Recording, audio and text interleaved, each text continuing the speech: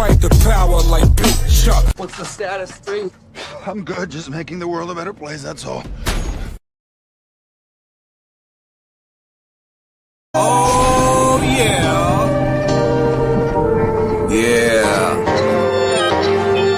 Rest in peace, the Dark Chameleon. Peace to the Listen, check it, yo. It was a cold April morning under the constellation Aries. The moon was 85% under the luminaries. From the celestial waters to the womb my soul was carried. Then my mother gave birth to a warrior and visionary. But when I speak this truth, I feel like nobody hears me. Every once in a while, I get sight to someone blind, floating on the globe in a heliocentric lie. Dilate your pupils the more you open your eyes. The truth is sitting in plain sight like a disguise. Until my mother's death is revenge, I won't be satisfied. It haunts me when I think about the phone call when she died. A river worth of tears shed from my eyes. So I looked up at the sky and I asked God why. It's been 21 years, I'm still waiting for a reply. Since birth I've been at war to attack our undeveloped minds. Indoctrination camps making us dumb, deaf and blind. I'm always thinking solutions, we are running out of time. The dirty witchcraft is weak, I see through all the lies. I clearly analyze all the symbols and the signs. When I connect dots, the truth starts to align. The people are the power, you can never eclipse my shine. I say the truth hurts, but the truth will set you free. They say hell burns and there's a one-way ticket for me. You create your heaven or hell whether or not you believe. I'm God and Satan, I have to balance out my chi. One day these seeds I plant will bloom so you can be all you can be. Never give up and always hold your head high, cause you are God, there's no need to look to the sky. The Bakushi is the master of illusion, and if everyone believes the illusion, it becomes reality. Bakushi thinks he's won the game, but he didn't count on a pinch hitter. All is continuous vibration, always in motion. Conductor of energy, assault in the ocean. Serpent is the sine wave, polarities interwoven. A chemical sorcery, elixirs and potions. Resonant frequencies, molecular explosions. Your daily programs is heavy doses of hypnosis. People walk around blind even though their eyes are open. No time for ideological salesmen with biblical notions. That box in your room, televised lies through your vision. It doesn't matter your race, status, or religion. The longer I have to beat you when your mind is locked in prison. That food is filled with toxins, it's why you can't think clear. Illusion of choice is your option while keeping all in fear. Load up all your weaponry, the revolution is here. I said load up all your weaponry, the revolution is here. We ain't in the same place, or occupy the same space. So get the fuck out my face. In the instant I changed the mission with photosynthesis. Witness the synthesis, ripping endless on instruments. Feel the frequency, energy off this Hennessy synergy. Literally those that take us to infinity. Reading articles, all is horrible, calling audibles. I'm remarkable, I shot a fed at a carnival. Dust and particles, follicles gon' be everywhere. Heavy pair of some pistols, I shot them holding that teddy bear. Fuck the system, let's keep it simple, let's raise the temple. Make them triple while you're going to where they all assemble. Not Avengers, I'm the Avenger, I seek to injure. Kept my temper till I stuck the hidden blade up in her. Fuck the ruler, here's what they doing to you. Poison water in the food is what you put into you. I'm the shooter with new maneuvers. Caught back to Ruger, super trooper. He is gonna need a pooper scooper. The revenge of Montezuma. Rocking my Pumas, uppercut like a Kuma, sending you straight to Luna. Cosmic verses from universes on new excursions, emerging the virgin. I pull them back the iron curtain. War leaders are war eaters, born cheaters, war sneakers, rearrange their core features. Born reaper, hurricane, the sword keeper, form ether, burn all of the mold geezers. Up in government, parliament, bitch, I'm tarnishing ornaments, ain't no bargaining, throw a bomb in the audience. I'm the guardian, strange you all in the cardigan, rearrange the universe, I am the artisan. We ain't in the same place, or occupy the same space. So get the fuck out my face. as a king, fighting the spirit of Mesa King, vibing to my queen, playing the tambourine, while I'm eating the tangerine. My plasma was replaced with gasoline, got the blood of the Elohim, manifesting through a dream, a shit you never seen. I got the eyes of Medusa, and the hands of Wolverines, astral project with my inner being. We locked in the inner ring, hoping the Anunnaki intervene. While the world is under siege, they got an abyss under the sea, living underneath. Lightning struck me standing under a tree while I was crumbling weed, and an angel swooped down, put me under her wing. Now she shields me from my desires the devil brings. Say my name in vain and you will never bleed. Say my name in vain and you will never bleed. The Bakushi is the master of illusion. And if everyone believes the illusion, it becomes reality.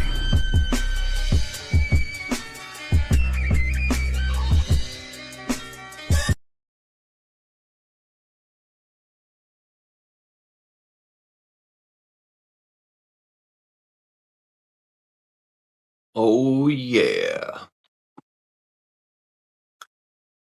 What is going on this cold fucking day? Yesterday it was 50 degrees. Now today it's fucking like 10 degrees. What's going on here?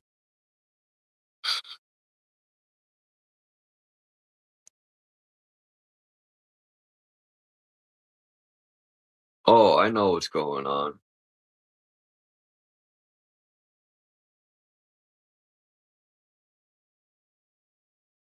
The question is, do you?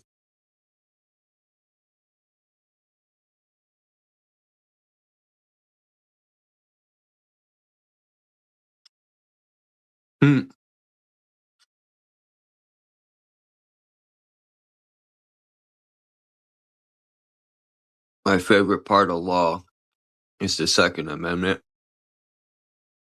When it says you can bear arms, I thought that was for people that had no arms.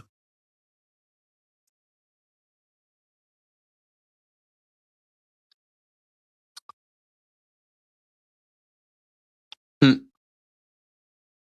Hmm. Maybe they stopped cutting arms off, and now you're allowed to bear arms. Or is that shaving the hair off your arms? Now you got bare arms? I don't know.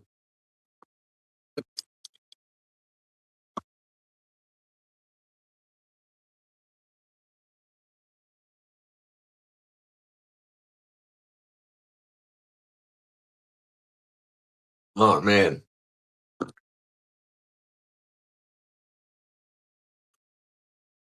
I was going to share this freestyle, but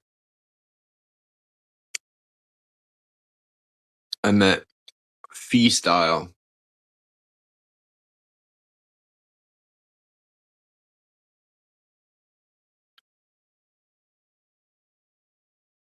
That's one thing I'm missing. I'm trying to find oregano oil and black seed oil, and I'm all good. I got all I need.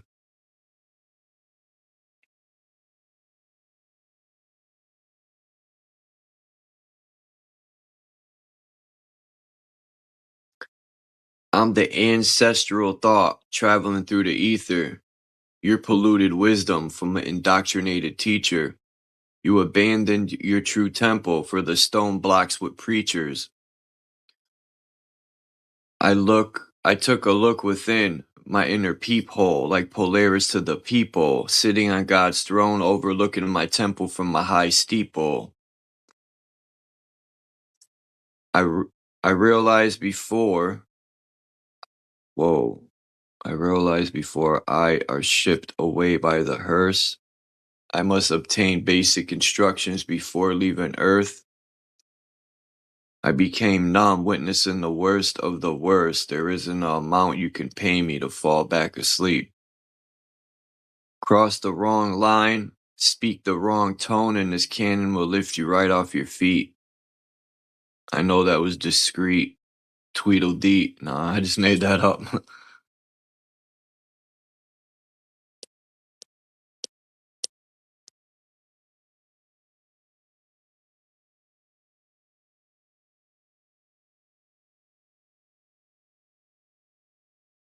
The government say they're gonna censor our speech. I say don't make me knock out your teeth. Then brandish a firearm equipped with the beam. Before shells hit the ground, you'll feel hell's heat. And you could tell Satan, I'm gonna scalp his horns. Skull fuck him with him, that's word is born. These treacherous politicians aren't ready for the storm. You ever cross a man broken with nothing to lose? Still on point and precise with every move? Covered his tracks, moving in the shadows of the moon? Militant-minded, with bushcraft survival. I speak to God within, I don't worship your idols. I walk in the shadow of death hunting demonic rivals. I don't look for problems, negativity looks for me. And when it finds the target, all of a sudden it retreats. You can run and hide, I will always find who I need.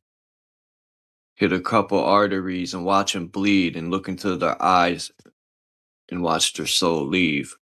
That's some dark shit, man. What the fuck are you talking about?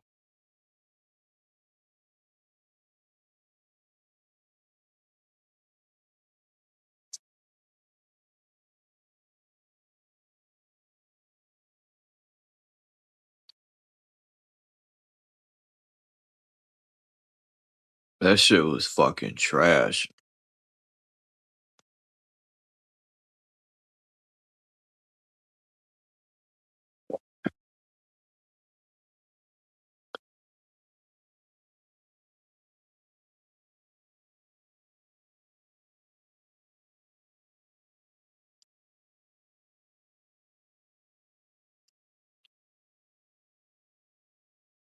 Hmm.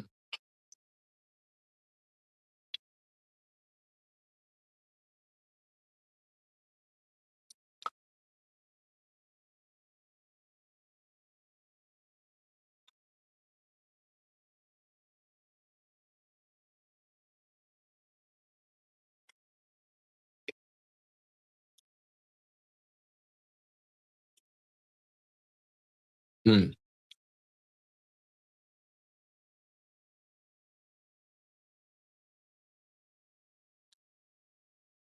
I'm thinking about while I eat this Airhead candy, jam packed with red 40 and blue and all that good, healthy dyes.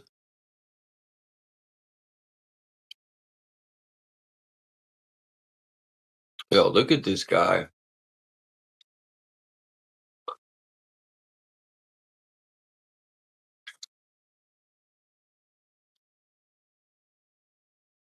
Look,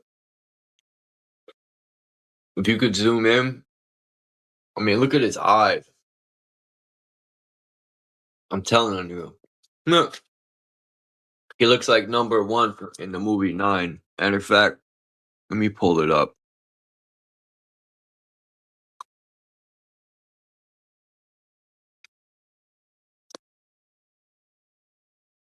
Yeah, hold on.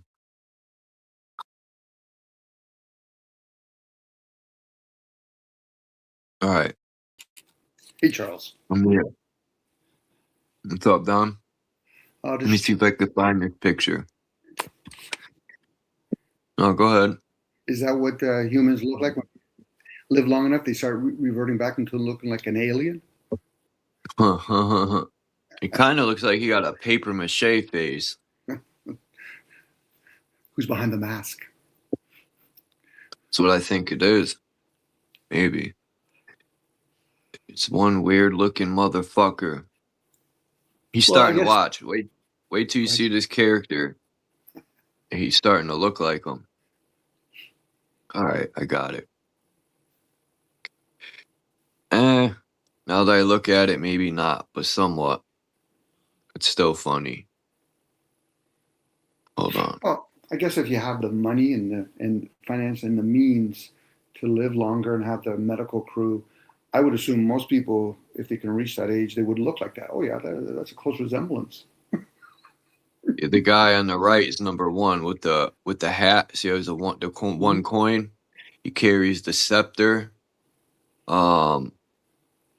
And the scepter or scepter in his hand reminds me of, you got the half crescent moon or something in there.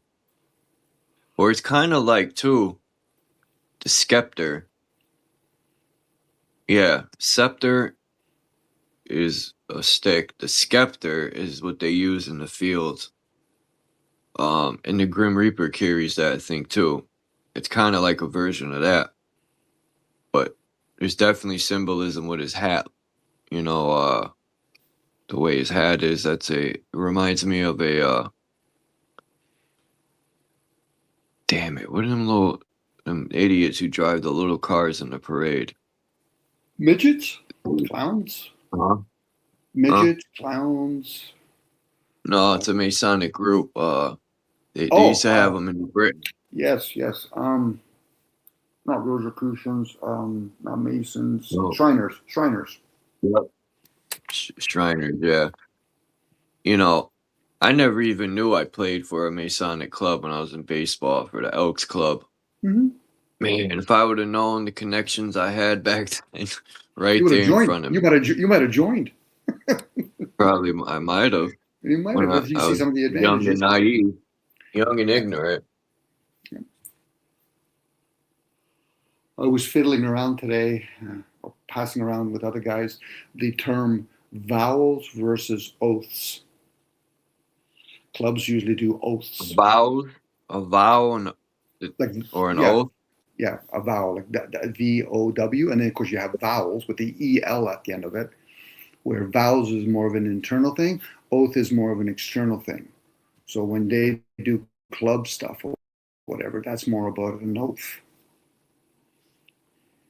What's up, Yahweh? What's up, DL and Warren? And that picture you were showing were we the other one with the zipper so we can jump in and out of our suits? The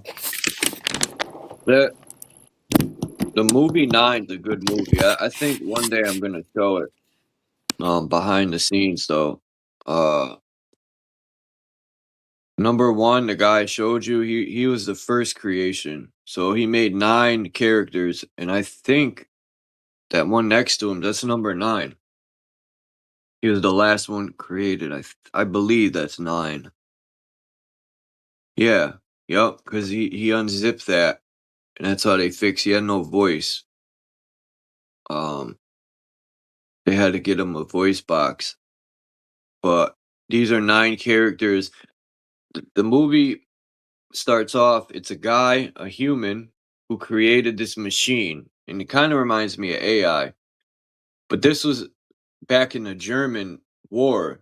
For some reason, that war is brought up a lot. And he created a machine that was self-teaching, and it started to create other machines on its own. It was like aware, and that machine ended up creating all these like machines that wiped out planet Earth. I mean, it wiped out humans. So near the end, I don't know, it really doesn't say, but the guy had created these little beings, and 9 was the last one, the last little bit of his soul he had left. And he left 9 instructions that he overlooked when the movie first starts, but he ends up figuring it all out. And the machine also takes these little things' souls too. I think 4 of them die. It sucks its soul. But yeah, the guy to me it's like 9 different versions of the guy. If you think about it, there's 1 female. Then you got 1, this guy, 2 is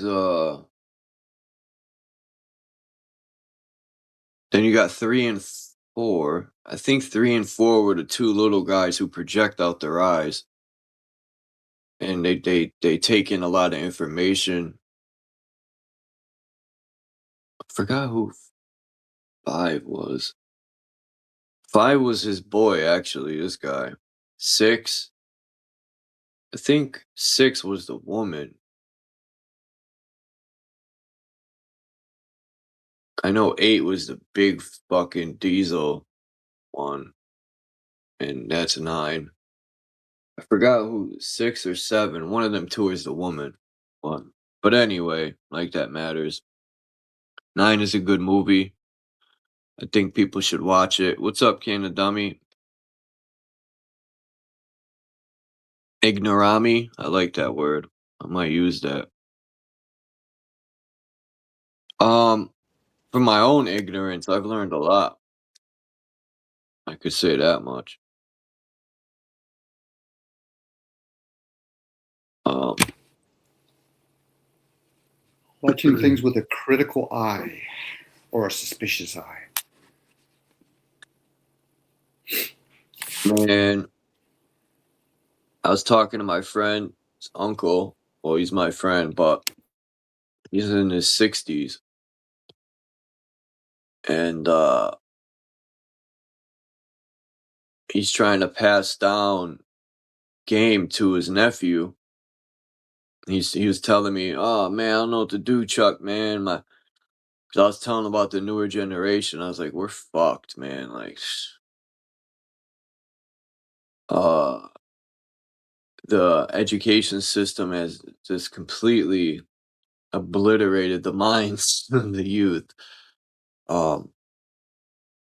Hopefully they'll obtain better knowledge of self on their own. But he was saying his nephew's 18 and don't want to work. I can remember at 10, 11, I was wanting, finding ways to make money. Growing up on welfare, I always told myself I'll never be like my mother. Um,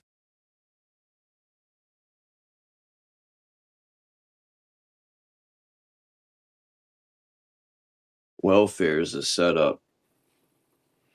Well, I guess, Charles, as Not people all like the time. I have to rephrase that. Some people use it properly to get on their feet, and then they'll start working and say bye-bye.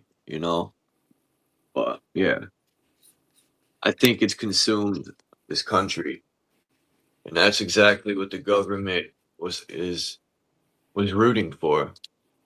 Um, people think I tell people that are in the street, Section 8. I'd be like, Section 8, that's technically not your apartment, right?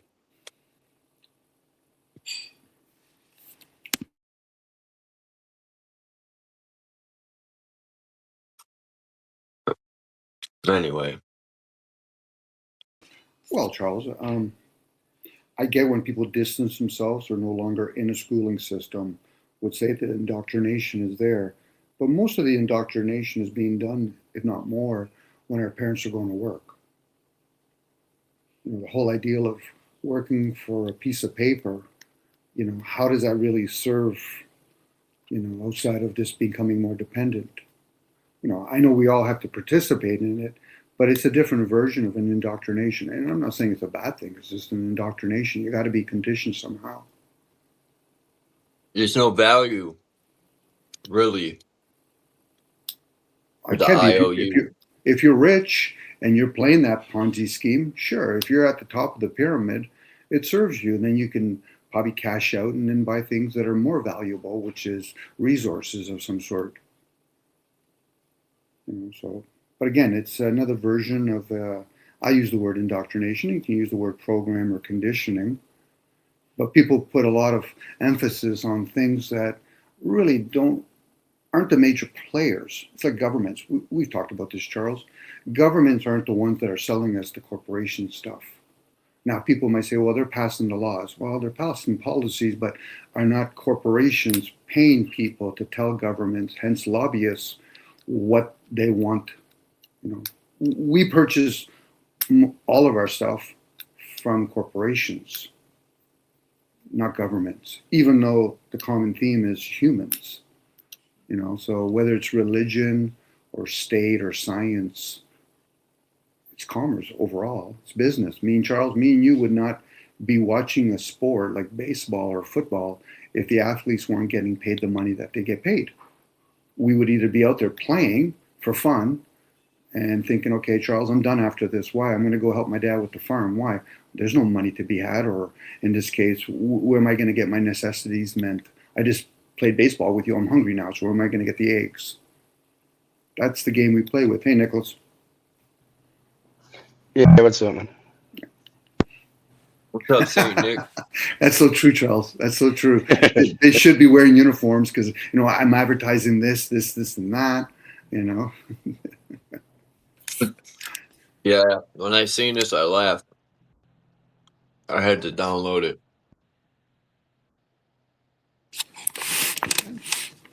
But again, a lot People of come up with some good shit, man. well, they're just in a subtle way. They're being clever to show how a lot of people have chosen not to put the numbers, putting things together.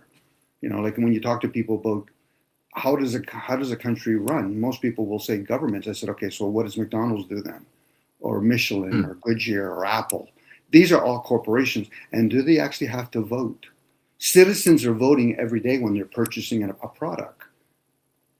Now they got people trained. Okay, you're a literate society. Just put an X here. Well, we actually know how to read and write, but they're still asking us to put a check mark or an X. For who? You know, how many people do a checking of the box when they purchase a phone, or they go onto Streamline, or they Google? Those are all oaths that you're committing to. True. You know? But then they'll say, yeah, but I'm not like a Mason. No, they have their own thing going on. And if anything else, if people understood the webs, they'd realize they run a lot of businesses. So we should be grateful for them. We should be grateful. If not, then why are we using their devices? I'm not saying it's Masons per se, but overall, they're probably interconnected, whether through stocks or they own businesses. What was that kid's name that came the other day? That's a Mason. Mickey Mouse? Isn't he a Mason? What was his name? Mind's Eye? No. No. Yeah. It wasn't an argument you were having with him. That guy. Oh, Bougie. Yeah. Yeah. He hasn't come back since that day. Well, that's unfortunate. If he truly values Masonry, he shouldn't be offended how people talk positive or negative about it. But he's a gangster. You know, he's got to tell me his stripes. Okay, that's nice, but I was trying to have a conversation. A real gangster don't need to show their stripes. It talks for itself. Or defend it, unless you invade on their. Well, I'm not saying not a gangster. I'm not trying to down. We're all gangsters. We're all little gangsters. Some people are just more bigger gangsters than others. All the intelligent, tough people that I've ever met never had to say a word. You could just tell, you know. They never sit there and brag about nothing. They're very polite, calm. Sounds like politicians. They'll be polite with you. Then you know you're being screwed, but at least they're being polite about it. Right. It's for your safety. That's right. I used to. Now the cops are like, man, you know, a cop has the balls to say, get your hands out of your pocket. The dude's got like 12 weapons on him, and he's worried about your hands in the pocket.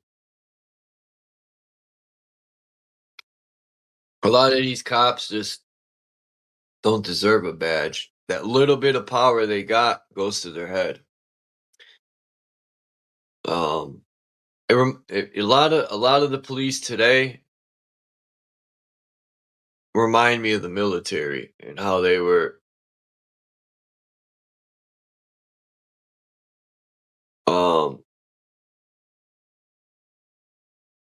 all the police today that are being trained are getting military training. I think the militarization of the police was a terrible move. Well, for us, for them. Again, Charles, if you lived in a community where the mob was running the community, you would have foot soldiers, enforcers, and they could tell you with all sincerity, Charles, I'm just doing the job. If you don't like the community, women are treated I'll be somewhat. like, hello. Yeah. You know, and we always have that choice.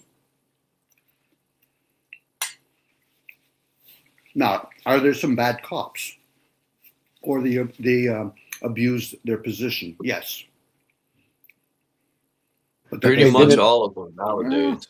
Unless you met all of them. Troy, go ahead. Then, I was gonna say the military guys that where Dominic and I live now too. They have like tanks and assault rifles and shit running around.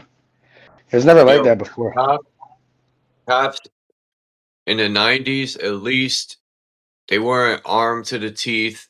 You know, they didn't have vests and 100 weapons on them, and you know, they didn't come roll up on the scene 70 deep, ready to stomp out your entire family. I mean, just the whole police today definitely is militarized, and they don't have respect at all. At least the cops back in the days had respect, and if you knew your rights, they didn't give you shit about it, man. Actually, they were even better.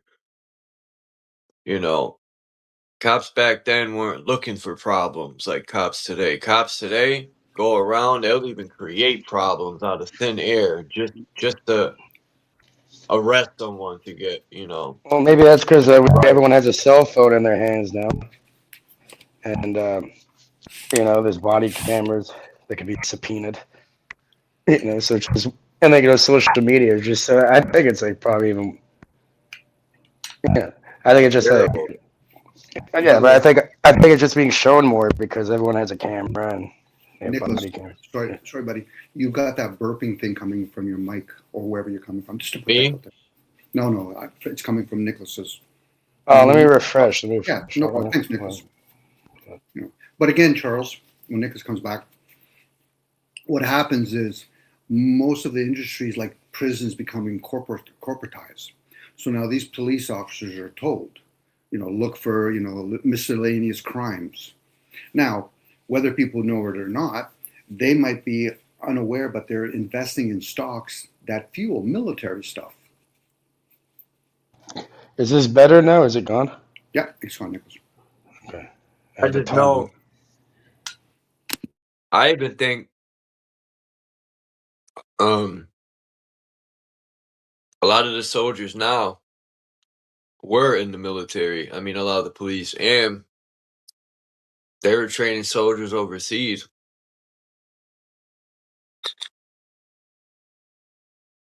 I don't know. Well, Charles, if you don't have a job, you're either going to join a gang or you're going to join something like the military or the police. Hell no. It's all economics. You might not do it. I get it, Charles. You might not do it, but a lot of people will do it.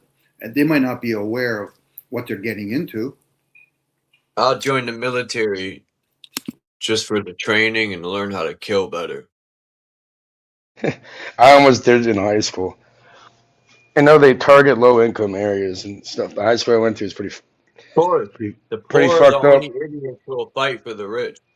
Yeah, so they're trying to put me in there. I'm like, but then I realized like I'm not gonna go kill random people or die for a fucking corporation. Not happening. They encourage. Would you fight to protect your community? Nah, but I'll fight for the fucking politicians. Well, they could, Charles, but again, it would be better to direct your energy towards the corporations because the politicians are just puppets at that point. And you're right, Nicholas. They do target the certain areas. They encourage single mothers and all that. Oh yeah, they're like every day around that area. Yeah. It's a bad area. That's why. So people that think they have no other option, like they do. Why ruin your life in the streets, young man, when you could come ruin your life for the government? Yeah, exactly. Like these kids, they'll go out there and shoot each other anyways. They might as well get paid for it and go do it overseas. Some of them, like, you know, you're right. Some of them, if not a lot of them, will go to the military. Some of them will go into the music industry. Some of them will go into the sports industry. You get to some of the best hoopers are playing in the street ball in ghettos. You know, you want to kill for the Crips? Well, how about kill for the United States Army?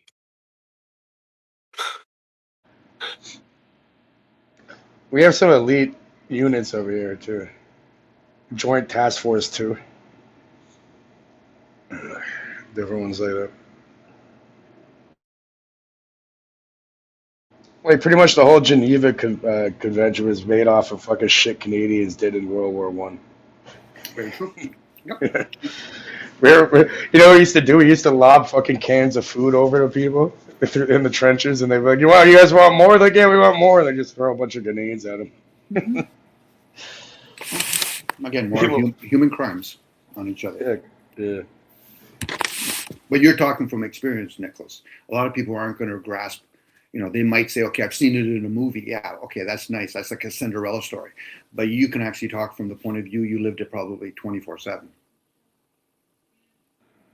A lot of people can't say that.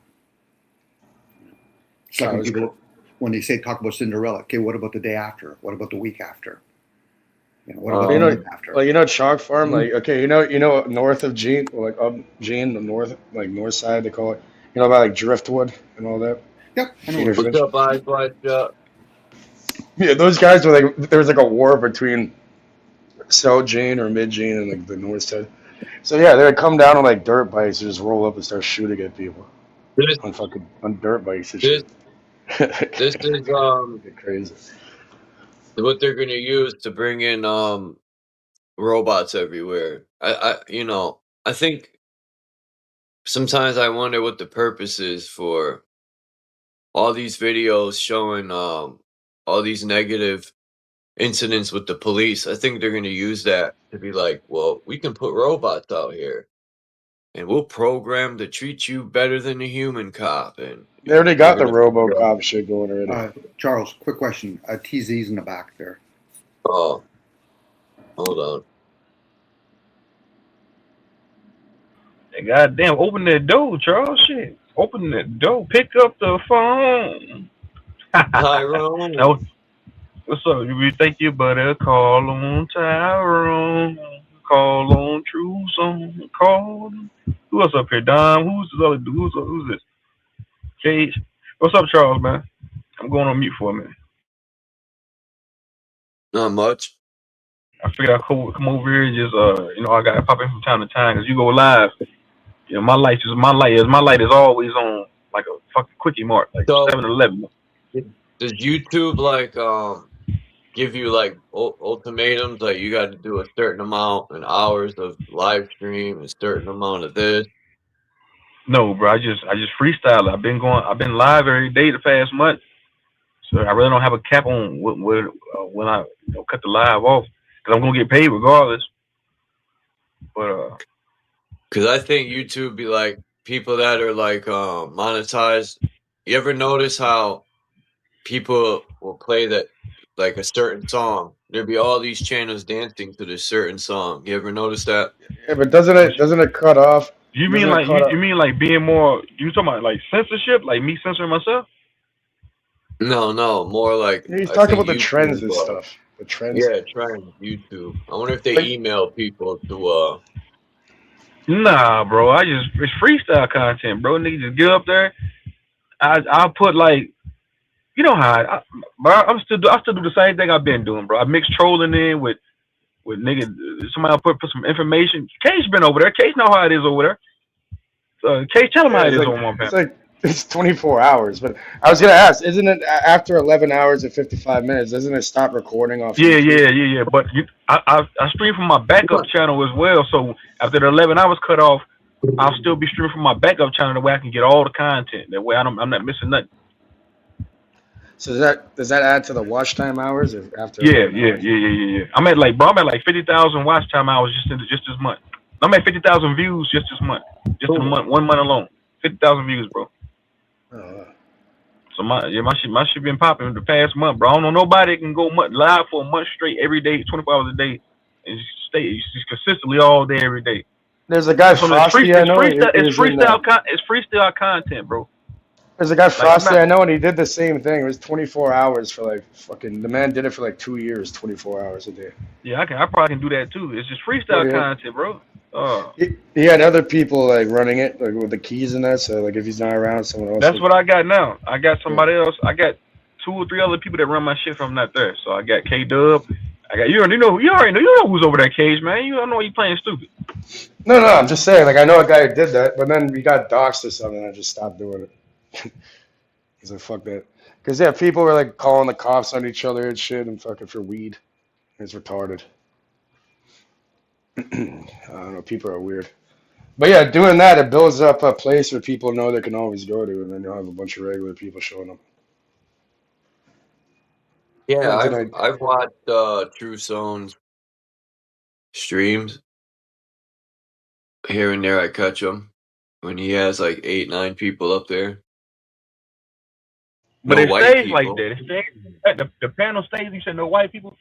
The panel stays full, bro. You gotta think about then the algorithm I'm in, the sector I'm catering to is mainly niggas. I got white people to pull up over there though, bro. I ain't racist. It's just I'm mainly catering to niggas. If I pull up over there, I'd be like, God damn it, I'm outnumbered. Nah, you be alright, bro. They give Cage a hard time though. I ain't gonna lie, they give Cage a hard time. Yeah, I hold my own though. It's funny to me. It's like, come on. Now. He holds his own, but they roast the shit out of Cage's ass. That's what happened. Yeah, you do, Cage. That's what happened in Naga. Naga pulled up over there one day. It was like 10 niggas on the panel, man. And you know the chat's undefeated. So Naga came over there. Everybody was going at Naga, man. Huh? People they let it get to them. Like people are just joking. Naga like, I'm telling you, if it's funny and they're getting on me, I'll laugh myself. Like, man, Naga got stomped out. They joked it. They joked. He took it serious though. They was just joking with the nigga, and he just took it serious. He said, "I'm not coming back over that True Zone." I said, "You did Naga wrong that day. That day you put the picture of that guy in the bushes. You did Naga wrong that day." No, that wasn't about Naga. That was about somebody else. That wasn't about him. But I did go live and put Naga on the screen. I did go live one day and put Naga on the screen, though. I did do that because he pissed me off. We just roasted his ass. He cooked him. He ain't been back since. It's all good, Naga, bro. It's just jokes, man. Don't take it serious. What's up, Scott Severini? No, everyone can handle that. For me, I just find it fucking hilarious, you know? It doesn't bother me. Yeah, you got to shovel snow, Cannon Dummy. That's tough. It's freezing here today, man. Bro, we got hit yesterday. Like we got hit yesterday with like 3. I guess and like over 3 feet of snow. What? 3 feet? You know how much snow that is? 3 feet, bro. Oh, sorry, not 3 feet. 40 centimeters. How much would 40 centimeters gonna be in feet? I don't know. I remember one year we got. I mean, they closed the state down. I'll never forget this. I must have worked 2 days straight. We got like a foot and a half. We got like a foot and a half, like half of what I was saying. That's what it was, and it was so high that the city could only plow one. Like during the storm, they were only plowing one lane up the street. That's it. I mean, it got so high when you would walk down the street, you couldn't even see into the road. I mean, the fucking bank. I went. You know how many people got stopped? I'm surprised I made it home. Because I took an Uber or a Lyft or whatever. Because I had to get groceries. I'm like an idiot. I went out there. I'm like, you know how many cars you see stuck? I'm surprised I made it back. Well, I already paid for it. And then, the guy couldn't even pull into the driveway. I had to go walk and meet him. I'm like, I already paid for it. It's like, I'm committed. I went out there. Yeah, like hundreds of crashes and shit. Nah, I didn't. I can't drive that out there like that. I'm not go moving them. I went. I took a cab. I'm surprised anyone even picked me up. Yeah, that shit's crazy. Sometimes it becomes just a no day. Just stay put. If you don't really have to be out there, don't be out there. Man, listen. That's I know food and shit. I fasted for a while. I had no food. I had to, I'm fucking hungry. Schools closed for anything nowadays. In the 90s, it had to be a lot of snow for them to close. Nowadays, the schools will close if the sky farts. Like, I mean, they'll close for anything, any excuse. Bad enough. Their education is terrible. Like, there's no elevation with that fake ass knowledge they give out. Here, regurgitate this. You'll be smart. Don't worry. And some of these things, some of these people didn't listen in school, Charles, bro. I've been having reading competitions. I've been having reading competitions on my channel. And there's a lot of grown men and women out there that can't read, bro. You know, due to the lack of them not paying attention in school. So to say, yeah, from that aspect, saying schools and indoctrination, yeah, I can rock with that. But like as far as like reading and writing and basic grammar and doing basic shit, a lot of these guys didn't pay attention in school, bro. And it shows. Like I said, I've been having reading competitions on my channel, bro. And a lot of these people cannot fucking read, bro. That's let alone have comprehension skills. They chose to not pick up the basics, you know? Like, I could see math and spelling and, you know, stuff like that, but in gym. But they should have law starting in middle school. Law, you know, people want to take languages, but law. See, they don't want us to know the laws of the land. They don't want us to be knowledgeable in that area. If you're just a dumb idiot, you're easier to manipulate, and they could get away with so much more, you know, because you don't know. At that point, you're talking the difference between public schooling versus private schooling. For a lot of us, I'm going to assume that we went to public schooling, so they emphasize on playing sports. I went to the free school. What's the free school, Charles? What's that? Public school. Oh, public schooling. Okay, yeah. Well, it's never free, but yeah, I get what you're saying. But it's usually that's location schooling. I live in this community, so I got to go to that school. Yeah, if you go to a private school, you're going to get a better so-called education. Could be. But if you go to a Jewish school in New York City, you're going to learn the real knowledge. Like, yeah, so what does that teach you? Business. Yeah. What does that teach? It teaches all that good stuff. But what does it teach? If you have money and you know how to utilize it, it works with the system. There's nothing bad about that. It's just that's how it works. If you can send your kids to some of the Ivy schools, knowing that there's some advantages, no different if you want to send your kids to the best art school. Nothing wrong with that. That's what I'm trying to say is they should start, you know, law of the land. I can remember going to school. Starting in 4th grade, they would have the Declaration of Independence and the Constitution on the wall, but I don't ever recall them breaking all that down and you know, mentioning law or anything. It just stood there as a poster. Well, you know, I find funny. Like, I know a lot of people that went to, you know, business school, like, you know, for like, I don't know, business administration, or whatever. And they go into debt, or their parents pay for it if they're lucky enough. But a lot of them, yeah, they go into debt, like what, like $40,000, $50,000, $60,000. And then they end up like not even creating a business and like working for as like bartending or some shit. I'm like, what? You know, the best way to imagine you took that money and then it actually created a business or 2 or 3 until someone worked, and then you learn by actually doing it. True, Nicholas. But the thing is, even with business or laws or whatever, there's a lot of people that fall by the wayside. Same with the music industry. But people do succeed, so it keeps it going. Like I went to a trade school. But again, not everybody that goes through a trade school will probably have a career from it. Again, it's based on small numbers that are going to succeed. Well, trade school is probably your best bet nowadays. It's highly in demand. It can be. It can be. And yeah, like if you go there, they'll give you like a placement. Like a lot of companies work with these places, so they'll just automatically hire you. You can get into the union or whatever. Well, I'll give you an example. Even that, a union's more or less, unless the whole country goes union. When I went to trade school, it was paid by the government on my terms. As I got older, a lot of the apprentices, they had to pay out of their own pocket for the books and the time off. So when I went to school, they actually even paid me my unemployment.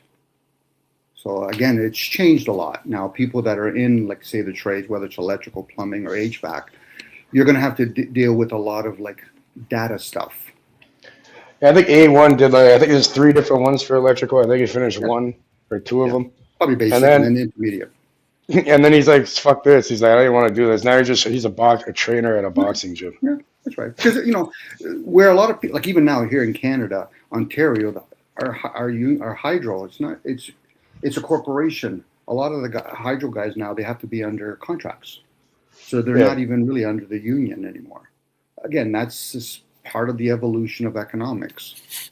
You know, once you get corporations running the show, we don't have to really worry about governments. As Charles was talking about private schools, most of those politicians went to private schools, hence lawyers.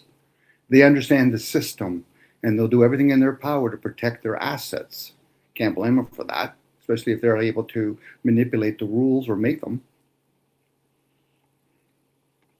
You know, gotta expect it. Yeah, it'd be nice like if, going to war. You can't get mad when the enemy. This guy made a very good point, and I was like, damn.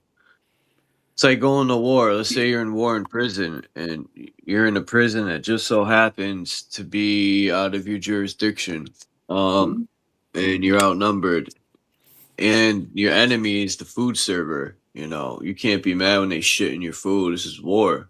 You gotta expect it. Yeah. Charles, how would people feel in Canada and America if all of a sudden you had a foreign troops on your landmass? You would be pissed. That's why a lot of countries do not like America and Canada and other developing countries, because they got their soldiers in their countries. Now, we could play the idea of does anybody own anything, but outside of that, America, no offense to the American people there, but they're not defending their country when they're in somebody else's territory. It's called an invader. Called an occupation. Yeah, that too. You can use that word too. You know, that's why when people talk about it, they dumb down. That pisses me off, man, because people from other countries say fuck America, and they're talking about everyone. I don't put like all the fucked up cops and politicians. That's who I'm talking to. I really not putting all of them. But don't you put all the cops in the same envelope? From your experience, you said all cops, but meanwhile you only dealt with a handful of cops. Even though all the cops that I've dealt with are scum. All the shit I've been through is why I say all of them. I'm talking about in my lifetime. Now, what would you do if you were actually a cop for a year or two and realize all the people that you have to deal with? How would you handle that? Would you be a polite? Exactly would you be a polite police officer? Excuse me, sir. But then, can I help you there? That person's got to tell themselves, this is the job you chose. You can't handle it. Go work at Walmart. Oh, okay. So you're asking somebody that's going to probably make anywhere between 6 figures now to go down to what? Working at Walmart. Charles, come on. There might be people that might do that, but are you honestly trying to promote the fact that most people are going to give it? They're not. That's the job, that you chose. That would be like becoming a plumber and then you're mad there's shit in the pipe. Like, You know how criminals struggle with the idea that whether the system is unjust or whatever, that they commit crimes, and then people try to tell them, change your ways. Oh, okay, but that's all I've ever known. Some people will manage to change their ways, but for most people, given the opportunity, if they can commit another crime, again, we can classify what is a crime. Growing. Go ahead. Changing your ways is awesome. It can be, but if that's all you've ever known, how would you change your way? You would have to have guidance from other people that would tolerate you wavering back and forth. Because it's always magical thinking, oh yeah, that one guy decided that's it, I'm no longer going to stick up banks.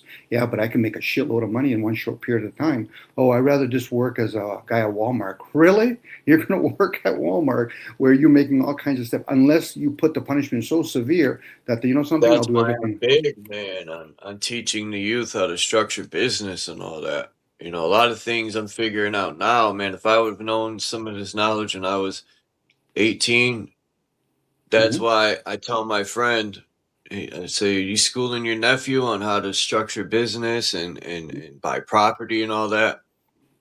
It's a good investment. His nephew don't even really care about none of that. Yeah. But if you shit on cop, and when some of these people my bad. Charles, when you shit on cops and politicians, and these kids are listening, I said, but my dad's a cop. My uncle's a politician. That's So what are you not really like, saying? fuck your dad. Okay, so you say fuck your dad. Okay. Fuck Okay. No, I get it. your You're dad, little okay. punk. Yeah. I'm No. joking. Well, are you? Or is that another form of racism? You're just doing it to, as opposed to a human being's color of their skin or their gender. You're basically basing it on what kind of job they take. Unless we're living in other people's shoes, not to take away the fact that there's people out there that are just genuinely shitheads. No different. There's genuinely people out there that are like saint. Majority of us, if we could actually say, I was a police officer for a month, not a day, not 2 days, for a month, you might get a different perspective. No different if you're a fireman or electrician or a guy that grows weed or a guy that cleans window. You know, I get it. It's always nice to promote it. You know, last time I remember, companies like Walmart, they hire a whole bunch of people. Now, if a guy that wants to be a small electrical company, if he can hire 5 or 6 people, he's doing his part. But if he's just hiring himself, he's offering a service, but he's not actually offering people an opportunity to grow and have more jobs from it. Can you hire my kid? Not really. I said, okay, so you're here just to do my electrical work. Yes, I am. Okay. There's the difference, Charles. You know, again, it's trying to understand how the system works before we start accusing with our assumptions how we want it to work. There's the difference. You know, I could easily turn around and say America and Canada could be better countries. It can be, but the problem would be us as humans. How would we deal with it? Some of these channels just show how we fight among ourselves. How does that serve Well, number other people? one, the people should, in my opinion, be more into having say-so what goes on in this country. Because the last time I checked, their documents state that, and if we're not the people, we the people, they need to fucking, you know, break that down a little more in their documents. Okay. Well, the question would be for the other people, then what are we? Then you have a chance to understand where you stand. Forget about where they stand. They are. I'd be like, well, I always knew I was a peasant. Wow. We could. Again, we're allowing ourselves to be called names that, you know, whether you call yourself a peasant or goyim, those are just words. You know, and if you want to believe those words, okay, go ahead, believe it. Last time I remember, we chased things. In this case, we chased money because we know the necessities of going to a grocery store. I need food. Okay, what does it mean when I go to a grocery store? I'm relying on somebody else to put the food or grow the crops. So at that point, I'm not even a sovereign being. Forget about being a citizen being. That's a funny thing. But anyway, a sovereign citizen. No, you're allowing yourself to be dependent on other things, which is a good thing, especially if we're trying to have a civilization. Is there a lot of nasty parts to it? Yes. I'm pretty sure most kids would love to be able to be in a very caring family. They have their mother and father, their aunts and grandparents living with them and nurturing them. But that doesn't happen for most people. And then some of these people become police officers. I'm not trying to defend police officers, but I'm trying to give a different perspective. Because when people are set in their ways, then they become very racist. And they just assume everybody behaves the same way. No, you're just projecting at that point. I know that about myself.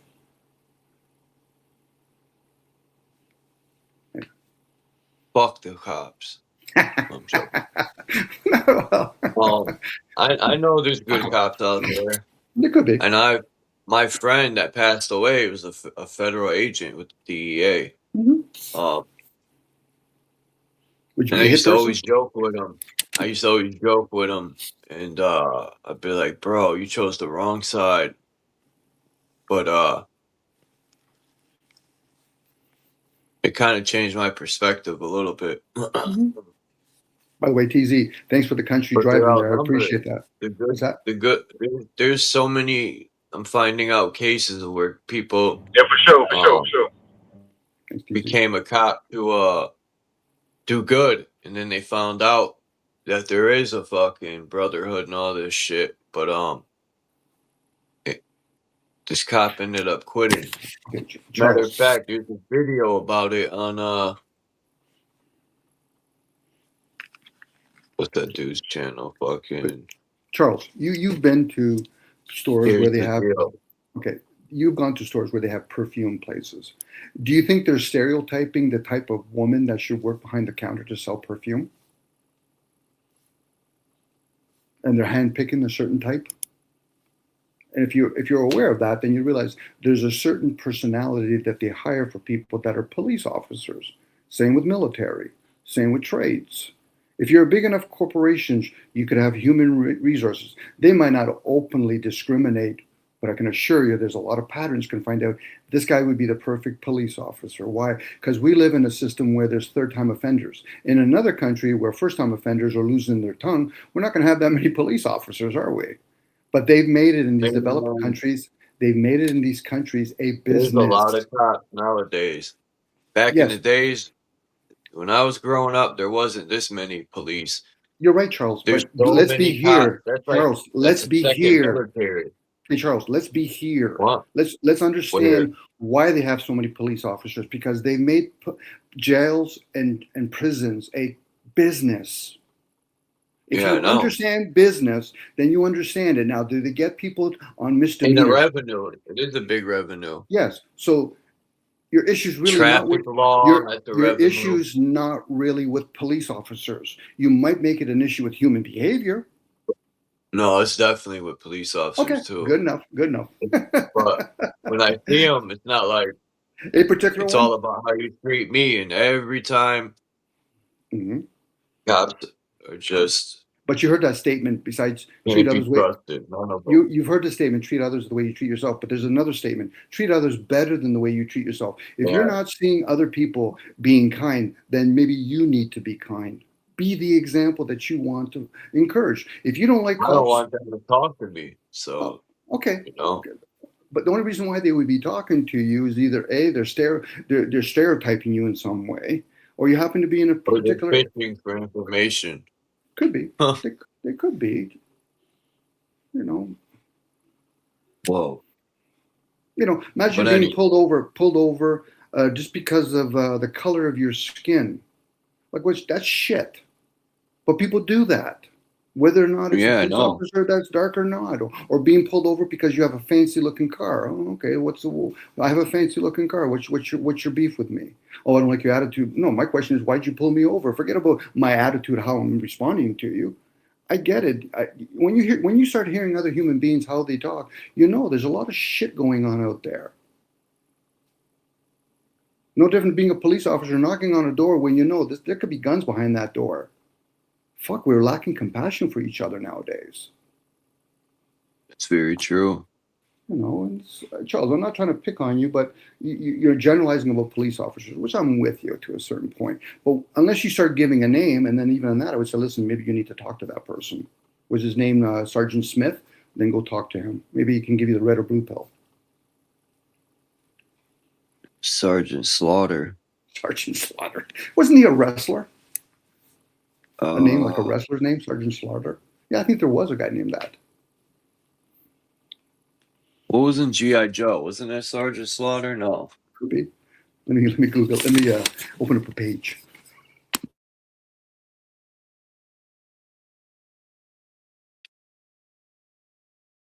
Man, I still can't get over this shit. It's just so wild to me that they're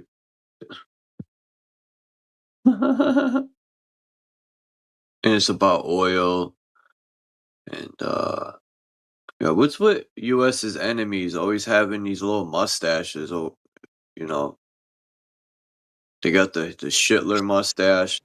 Well, except for Saddam over there, his is more of like a pyramid. Maybe they don't want to see them sweating underneath their nose to give it away that they're probably lying again. Who's under that mask? We need Scooby-Doo, man. Scooby-Doo.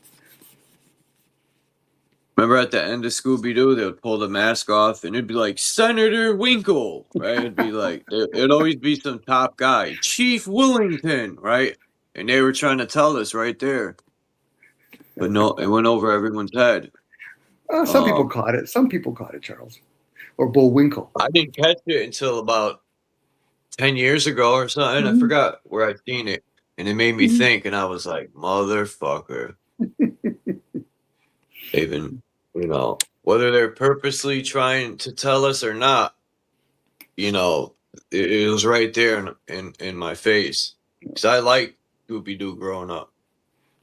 Oh, by the way, TZ, Is Lloyd over there with you guys? Home harvest. I We'll asked because find I out, know I guess. I've had conversation with Lloyd before. He likes going on his tangents like I do. But Who's Lloyd? True zone, you should get a phone mount, bro. So I have to hold that shit up when you're driving. Your burpings again back there, Nicholas. Sorry about that. Holy fuck. It's popping like popcorn. Yeah, politicians has become a joke, man. It really is. And Is that gone? Is it gone? Yep. When early '90s, when I would watch, politicians were more like now they're obnoxious, and it's just wild. It's like the professionalism's gone, and even if it has always been a show, they did a better job at least back in the days.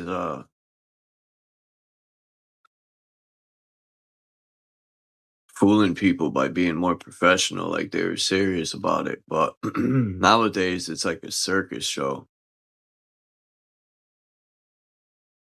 Here's one, Charles. I had this conversation on another channel. Media, do they openly talk about talking about the truth, or they're just conveying kinds of information? Media. Are they lying or misleading people, or just basically it's business, hence the word broadcasting? Broadcasting. You see the words they choose? Mm-hmm. Media, broadcasting. Media is one M. It's one letter short of medium. It makes me wonder.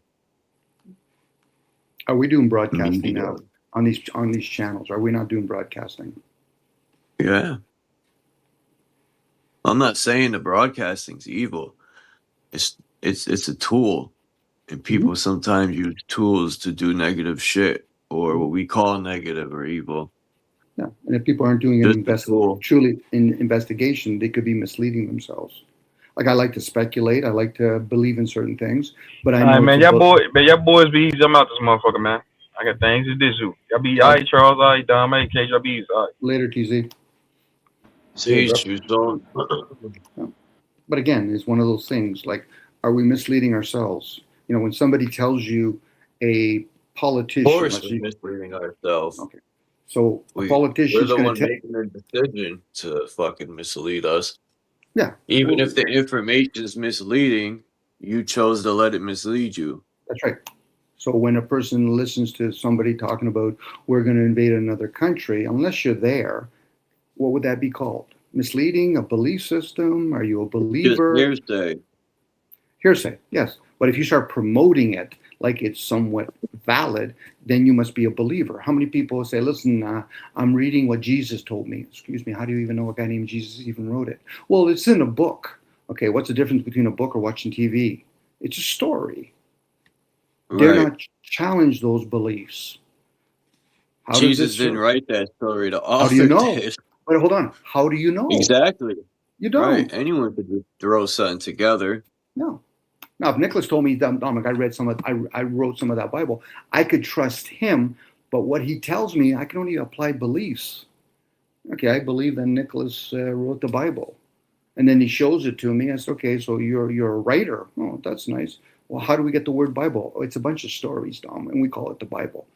Okay, sorry, Nicholas, I just put that name in there. I could say I did that too, but I know at that point I'd be full of shit.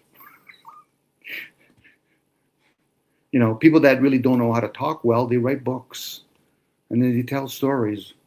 Okay, so how does it serve? By the way, Muhammad, he was in a certain state, and Gabriel, whoever Gabriel is, channeled to him to write stuff. Okay, that's a good story. Gabriel, gay. He could be. He could be happy. Was he a happy angel? Again, I'm speculating what an angel is or isn't.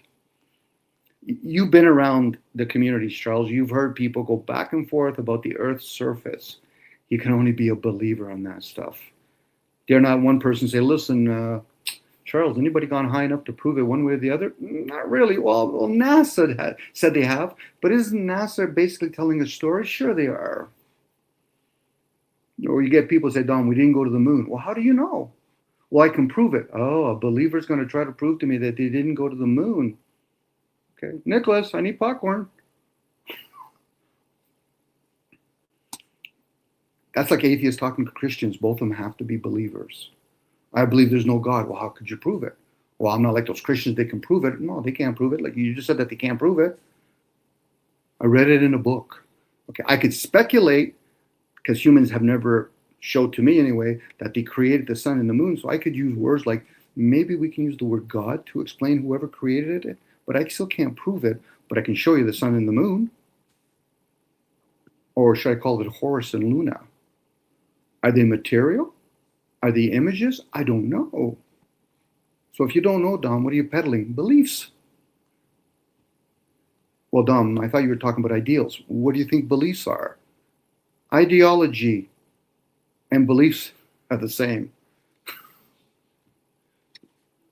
It says it in the word too. Ideology, ideal, Yes, it is or idea. Now, I could be getting it from that's called the mind. Again, I'm talking about more stories. But if I don't challenge it, I could easily be misled. It would be a different type of media. I'm reading it through my thoughts, but I don't question it. And you know how people that don't question things, because they spend a lot of energy defending or attacking other people's perception. But meanwhile, dare not ask them, have you ever saw through their eyes? I don't know. I've heard Nicholas talk about tapping into thoughts. I'm with him on that, by the way. But that would imply I don't own thoughts then. If I can tap into thoughts, therefore other things can tap into thoughts. Question is, what is thoughts? Making it up, Charles. I'm making it up as I go along now. Anyway, these are nice pictures. Oh, what kind of guns are they carrying? Or are those just broomsticks pretending to be guns? Don't ask too many questions, Dominic. Stop it. I got to stop doing that, Nicholas. My apologies. I really tell me to shut the fuck for up. the architecture in the background, because this is before World War II. I think this is Germany. And yeah, the architecture in the back was still there before they blew it to smithereens. I mean, look at that stuff. All the cities were like this. And look at the cobblestone, the streets. You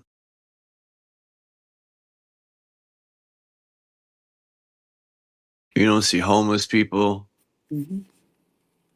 or fucking garbage on the street. Well, with a green screen, you can make that look whatever now. They can make that look like this is how it was in the 18th century. You know, and they show right? We can't even. You could AI generate that shit. I'm with you, Nicholas. Yeah, if that means that could be generated, could not our senses be generated? They probably are. I'm with you on that, Nicholas. You know, especially when we shared about the magnetic force and all that kind of stuff. So we could literally be a game within a game. Now, I know you don't use a game. We could call it some structured something or whatever. I call it a game, but that's just me. Because I play sports. Now, that's a generated picture there, too. Is that the German flag? You know, how many people would actually kill for that flag? But meanwhile, is it their family crest? Or is it somebody else's flag that they're fighting for? I was pooped out in Germany, so therefore I must be German. I was pooped out in Canada, so therefore I must be Canadian. Well, what happened if you get your poop spread everywhere? Well, then I'm internationally then. Nationalist is right up there with religion. I'm an American. I'm a Canadian. Oh, okay. I'm a guy from hell. I'm a guy from heaven. The crest is what used to matter, your family, but I don't know where these flags came into play. Charles, it's all conditioning. You're conditioned to represent a flag. You're conditioned to. Go ahead, Nicholas. Oh, Gianardo Bruno. He's a hermeticist and stuff. He has some good. I played some audiobooks of his before. For the people that want to learn, Nicholas, the rest of them are like, "Oh, that's just a book. Can I use it like to hold like the door open?" It's a door stand. Can you use it as like a fire starter? It could be. Well, then you have to have a fireplace, then like a real fireplace.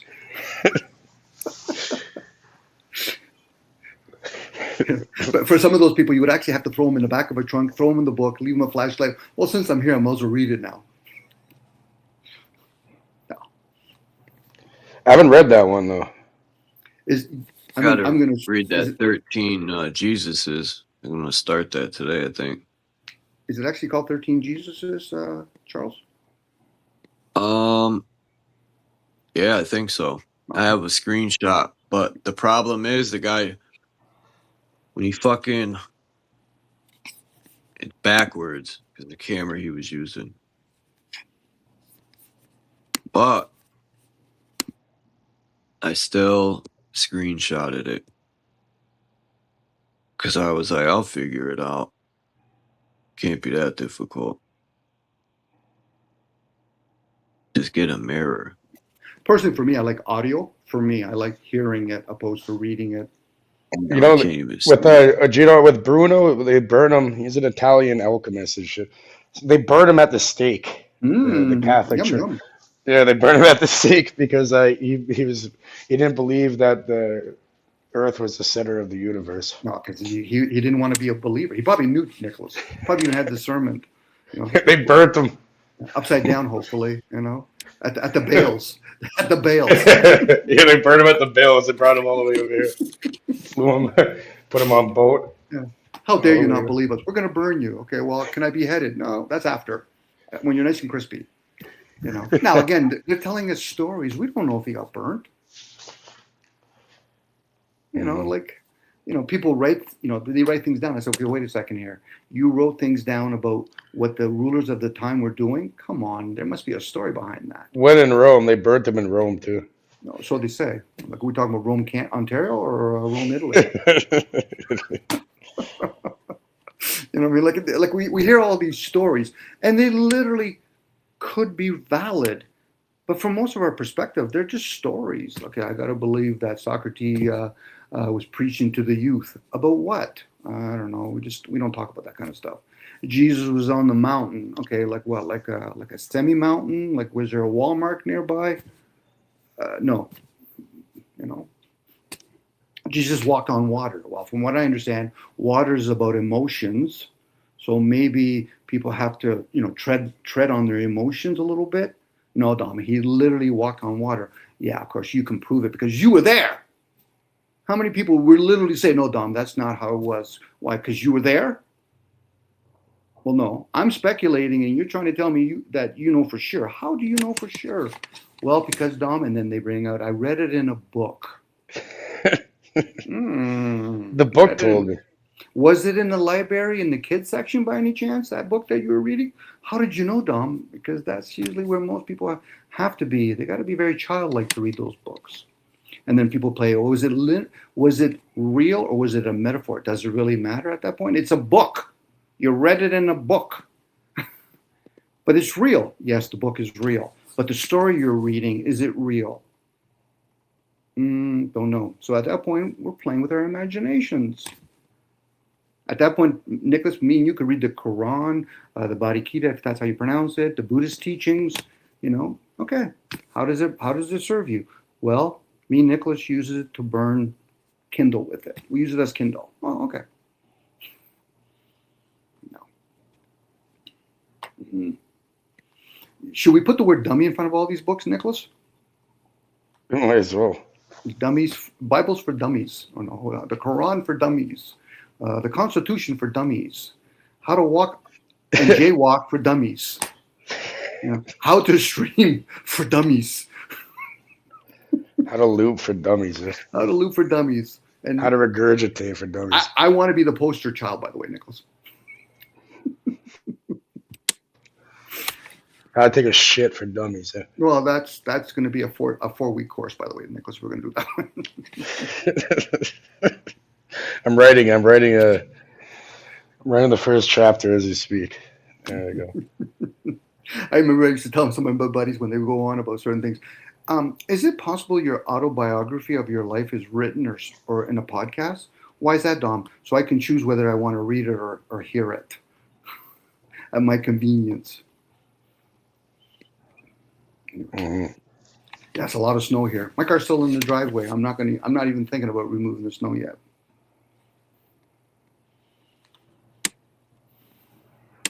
Mm-hmm. You're not out there with your bike, are you, Nicholas? No. Okay, good. No, because if you are, be very, very safe. You know, I don't think the roads would be safe to have a bike out there right now, electric bike anyway, or any kind of bike. Definitely not. No. It's always fun when I see in the city, you know, those bikes that you can pay for on the side of the road. They're still out there when there's like 2-3 feet of snow. They're like buried. They're buried because, you know, they're basically taxpayers' money. Corporations basically say, listen, all our bikes are rusted and the tires are all deflated. You know, it's kind of like garbage, the garbage bins. Again, that's corporation again. Once people understand these are corporate run, so that means, does it make sense if they break down? Sure it does, because they just tell the government, give us more money. We don't have that option, or most people don't have that option. Mm-hmm. What about Charles? He's back. He's back. He's back. Welcome back, Charles. The name of that book is 16 Crucified Saviors, I think.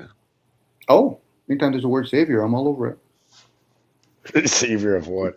That's what Why it is says it back? backward. 16 Why is it all Crucified inverted? Saviors. I don't Because know you the got to read author. it. You got to read it that way, Nicholas. You got to read it inverted. Yeah. Who's the author? The name's right there, but it starts with a K. The I fuck? have no clue. Welcome back. See, and the only book says the world's 16. See, but doesn't say the fucking world on it, does it? No.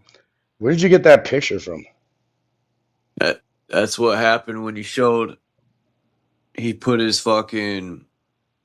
He had a, like, you know, one of them little tablets, and fucking camera was backwards. Oh yeah. So when I screenshotted it, I said, I'll figure it out. Fuck it. No, I wasn't. I was in the chat and I asked him, you know, what's the name of the book? And that's what he did. He showed. It's not like I could say, hey, man, flip it around. So I just screenshotted it. I'll figure it out.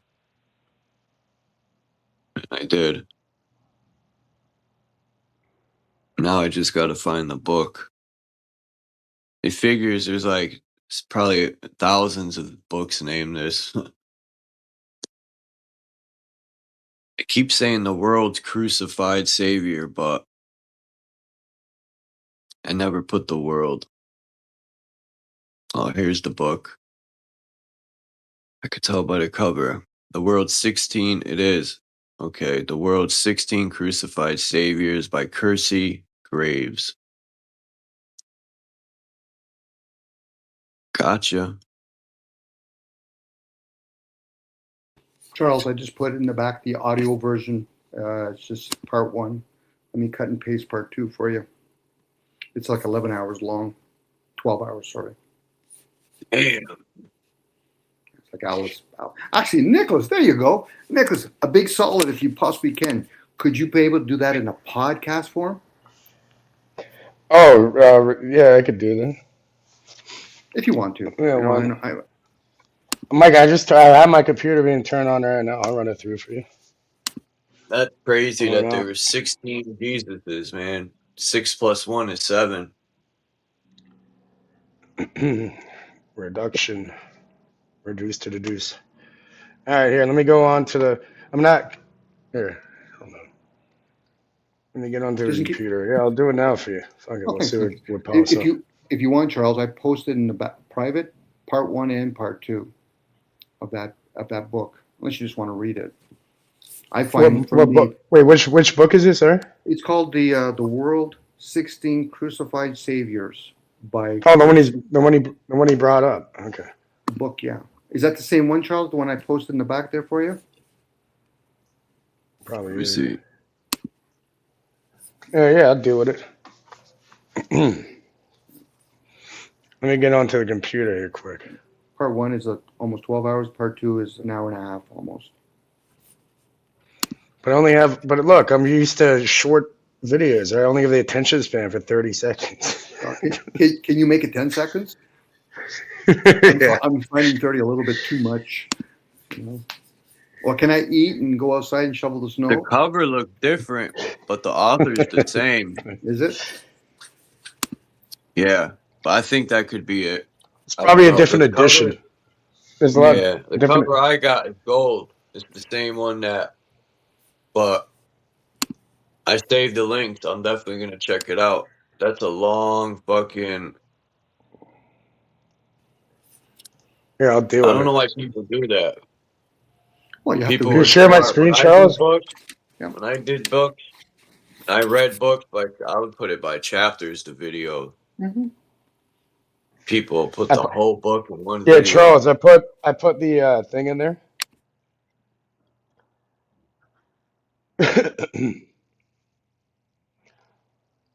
Yeah. All right, Dominic, can you drop the 2 links again? Because I can't see them on my computer, so I can run them through. If you can. Give me Or I a could second. copy it. No, give me. You want me to cut and paste them for you again? Yeah, because on my computer you can't see the private unless you join, unless you're in there. Okay. So what, you want me to put it in the chat, or do you want me to put it in the private account? Kate In the got private a again. fucking super computer. I always wanted to build my own computer, man, and make it super quick and have This it. is to an where old. It's an old It's computer. super but hard to like hack into my shit. You know, how you get all these different walls you put up or whatever. I'm not a computer genius, but I know basic shit. Like, here's some of the stuff that I ran through on here. And this is just one account because I run out of space. I have like 5, 10 different accounts that fucking I ran through the. We need to get terabytes. They're both back there. Oh, it's an older okay, thank you. It's an older computer, but it runs nice. It's a Lenovo IdeaPad. It works pretty well. All right. Build my own fucking tower, you know, with like 3 hard drives. It's a lot cheaper to build your own than it is to buy one. 'Cause you could put how many hard drives, as many as you want. You just can have get, to you can get like a unplug it. solid state one. It's more about your RAM and your VRAM and stuff, depending if you want to do editing or whatever. And what's that shit called when it'll change your IP address? It'll just give A all VP these false addresses, a VPN or whatever. VPN and a proxy server you can use too. Someone said YouTube doesn't like it when you change your VPN. Fuck that, man. I don't change mine, but I'm looking into I'm not trying to hide where I'm at. I really don't care. Like, who's gonna show up for me anyway, right? I do it. How come I did 1 out of 2 twice? What the hell is that? That's weird. All right. Well, If people, well,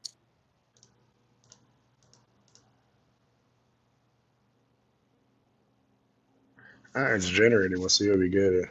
By the way, Charles, I'm going to put something in the back here. The last link I'm going to give you. If you want to play it, it's only 2 minutes, and you guys we can be motivated. I can play it. Okay, it's the last. What one. are you doing here? What are you doing here? You're making a video? I'm making the video of that book you're interested in that summarizes it. Yeah. What do you mean? What does it do? Oh, Summarizes It makes a video, a mind map. It makes like an overview, an audio overview. Remember that the 2 people talking? Yeah. So it sums it up a lot, Charles. It's more Like here, for example, look. Here's a mind map's already done, right? So the world's 16th crucified saviors. The core thesis. Look, you can keep expanding it, right? So natural origin of religion, mythological plagiarism, scientific incompat. And then you can click these and it'll see, look, it shows everything. Nicholas, just in case nobody's ever told you, you're a smart cookie. No, not really. Okay, then you're a tough toasted bread. Well, I'm not a crouton.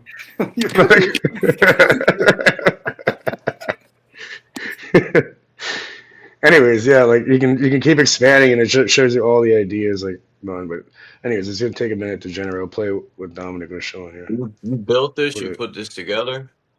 No, I didn't build it. I found it though. I showed a lot of people it. What is this? A song or something? Yeah, get your hands up in the air, guys. Oh, for fuck's sake! I mean, Can we play this without copyright? I can't see why not. I've posted it before, and it's YouTube. Sunshine, sunshine. I think I found it now.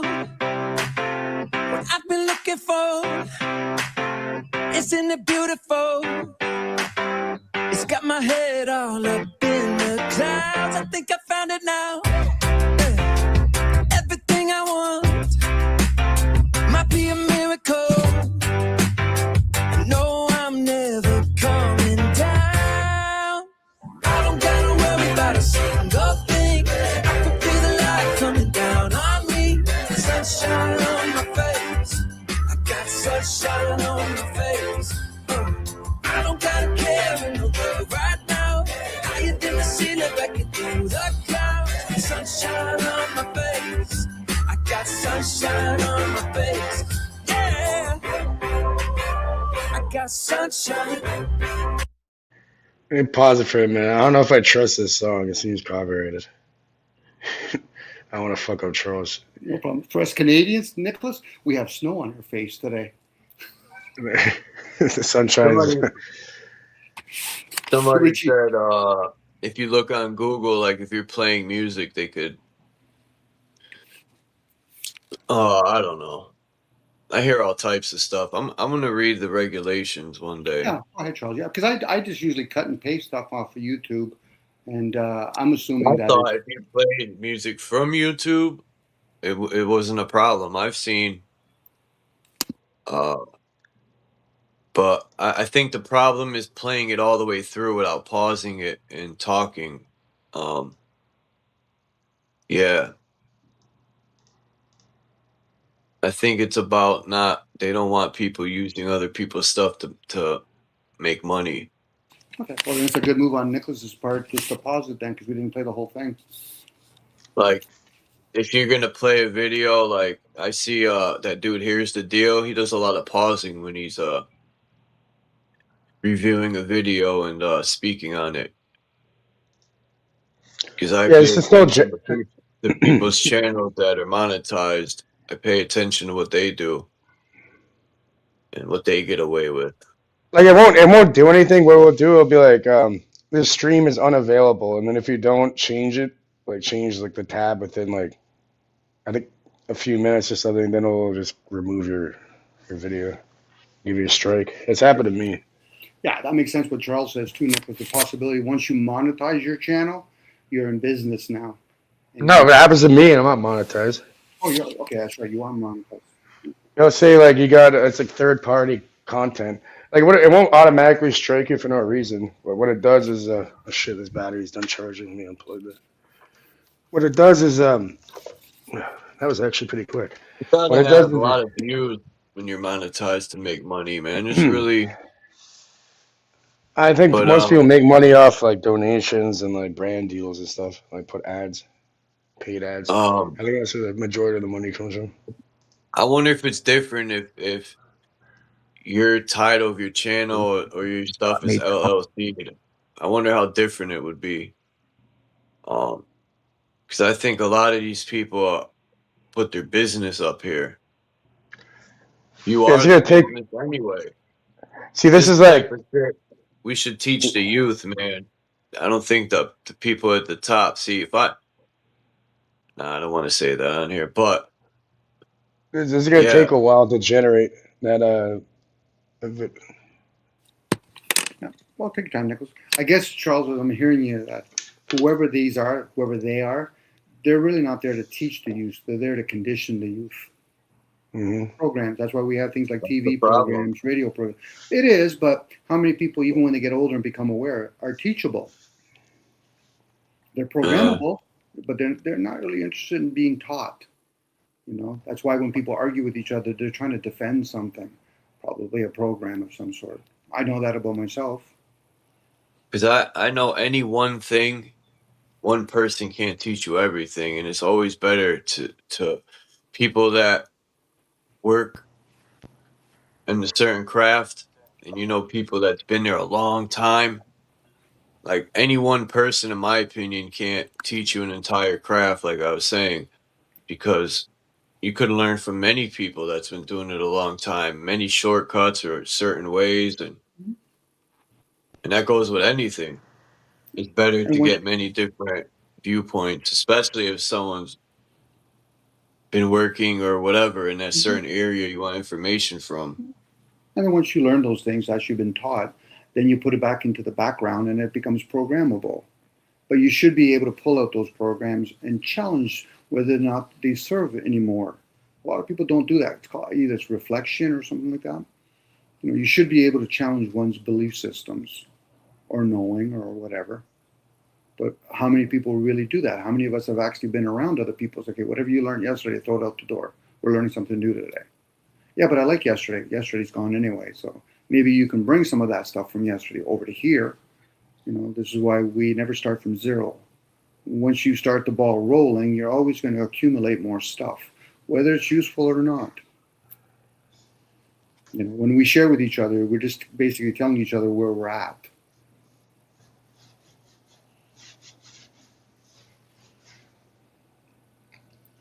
Yep. Can you guys still hear me? Yeah, I can hear you, Nicholas. Sometimes when I leave, it messes up the mic. The real question is, why don't Christians pray for Satan? Same reason why Satans don't pray for Christians. If unless it's the same person. Christians are supposed to be forgiving, and who says that? Who that's says part of Christians their are doctrine. No, really? So they read that Yeah. somewhere, and the first heading it says we should forgive others. Yeah. Okay, good enough. Forgiveness I get, but are they supposed to forgive others? It's like a criminal saying, listen, officer, you know you have to take me in. I said, you're so lucky I got to follow by rules. But behind closed doors, I'll beat the fucking crap out of you. I get the rules and all that, Charles. But it's not our okay, you might be challenging that person. Aren't you supposed to forgive me? Yeah, I do, but I'll forgive you after I beat you a little bit more. Or I'll ask for forgiveness at that point. Well, what is a Christian at that point, Charles? Somebody that says he's a Christian? Pretty much. Okay. But the ones that are truly Christians, do they think they have to tell you that they're Christians? Probably not. No. Their kindness. You know, somebody could say, Dom, you're kind, you must be a Christian. No, you're making an assumption. I'm just being kind. I don't have to have a denomination to be kind. No different, you don't have to have a denomination to be mean. I thought only gangsters are mean. Really? Gangsters are mean? Okay. Those are labels at that point, Charles. Are all Muslims supposed to go to Mecca? Are Catholics supposed to go to the Vatican?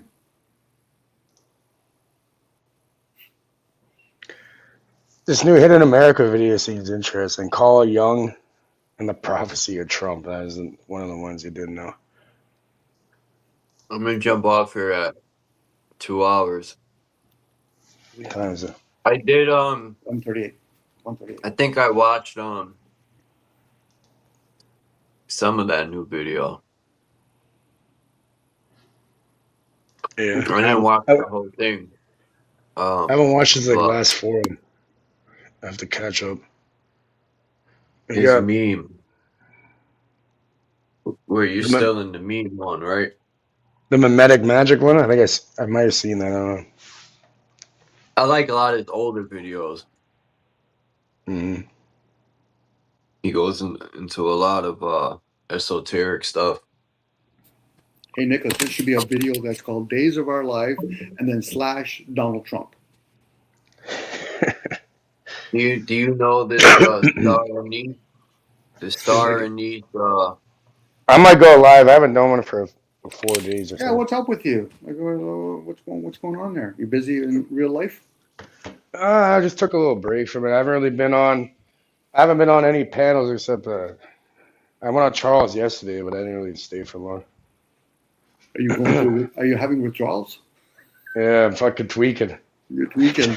Okay, I'll bring you a supply. 8-pointed stars. I'm having seizures. You know when I googled the 8-pointed star? Yeah. Fucking those star anise I don't even know what to call that shit. Is that fucking? This one's taking forever to fucking load up. I guess it goes like 20 hours plus of stuff, right? Well, it's almost 14 because I think it's 12 and 2, I think. Yeah. This Okay, the 14. fucking. Is that the Markova he's talking about, Nicholas, when he talks about the A-star? Or is that the... I'm talking The about. Merkaba is 6-sided, I think. Yeah, right. It tastes like licorice. What? Damn, wonder where they grow these things. Sassafras? You have a Zambuca? Star anise. Yeah, it's kind of like a Zambuca that has in it. Yeah. Where do they grow this stuff? I never in my life seen this grown anywhere in a tree. I don't. I have to look at it. He's talking about fennel. I have no idea what you're talking about. Yeah, Italians eat it too, Nicholas. Fenocchi. Remember the word fenocchi? Fenocchi? Yeah, that sounds familiar. Yeah, that's what it is. It's fennel. It's this stuff. Fennel? Yeah, when you taste like Zambuca, it's a licorice taste. So you're having a plant of some sort, right? Or you're having a Charles. At least it's past 10 o'clock in the morning. Star anise. Sorry, yeah, anise. Yeah. Yeah. Little seeds. They're good. They have a lot of benefits. I put them in tea and coffee. Yeah. And I'm trying not to use dairy too much either. Even though I love cheese, that's going to be an issue. Mm-hmm. For the cheese manufacturer or for you? Dairy just fucks your body up from what I hear. Charles is trying to get healthy. Good for you, Charles. Nicholas, maybe you could push him to do 9 push-ups. I've noticed too that Asian people, like a lot of Asians, drink a lot of teas with like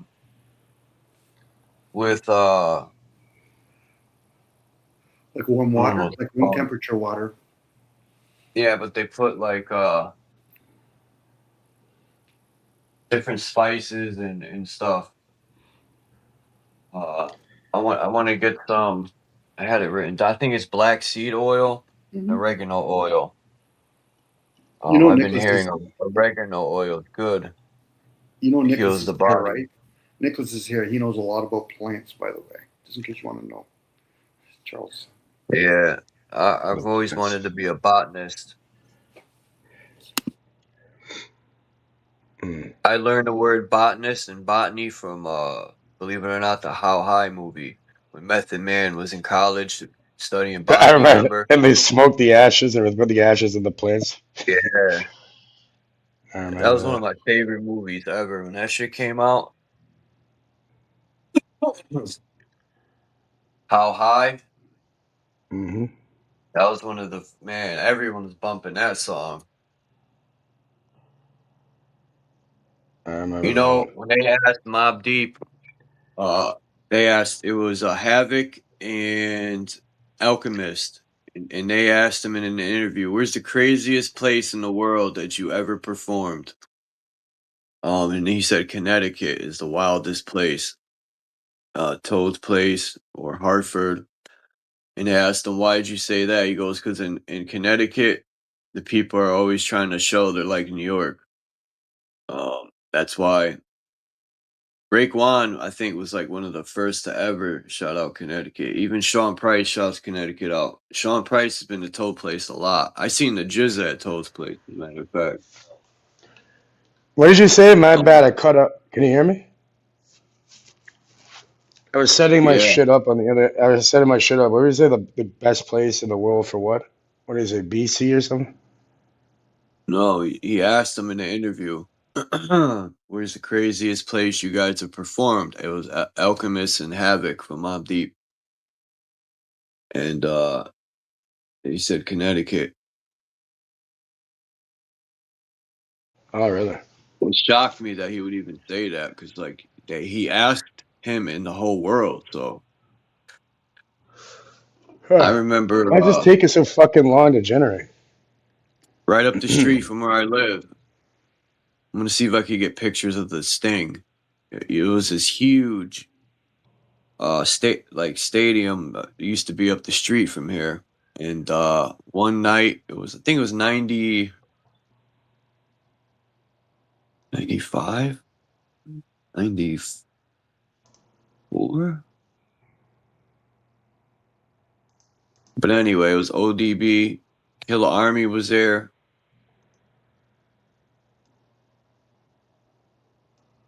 And there's a big ass fight. I'll never forget that shit. I couldn't go in. Right next door is Molly Malone's, a strip place. And all I remember is thousands of cops showing up. The fight spilled out into the parking lot. That shit was crazy. But yeah, The Sting, that was the name of the place.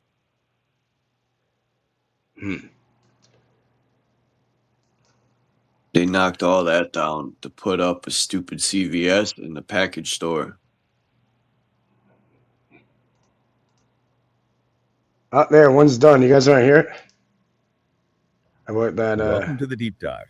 Today we are strapping in for a deep examination of a stack of sources that make a profoundly challenging claim about the history of world religion. Can you make him sound like he's from Britain?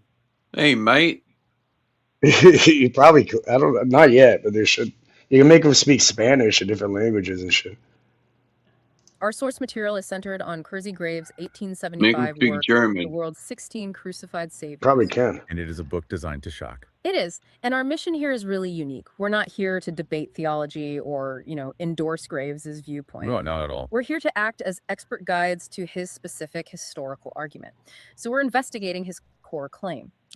That the fundamental conceptions of the Christian Bible, the central ideas, as he calls them, are not that just original blows or my divinely mind, bro. inspired. The way these transcripts programs Exactly. work. Transcripts under.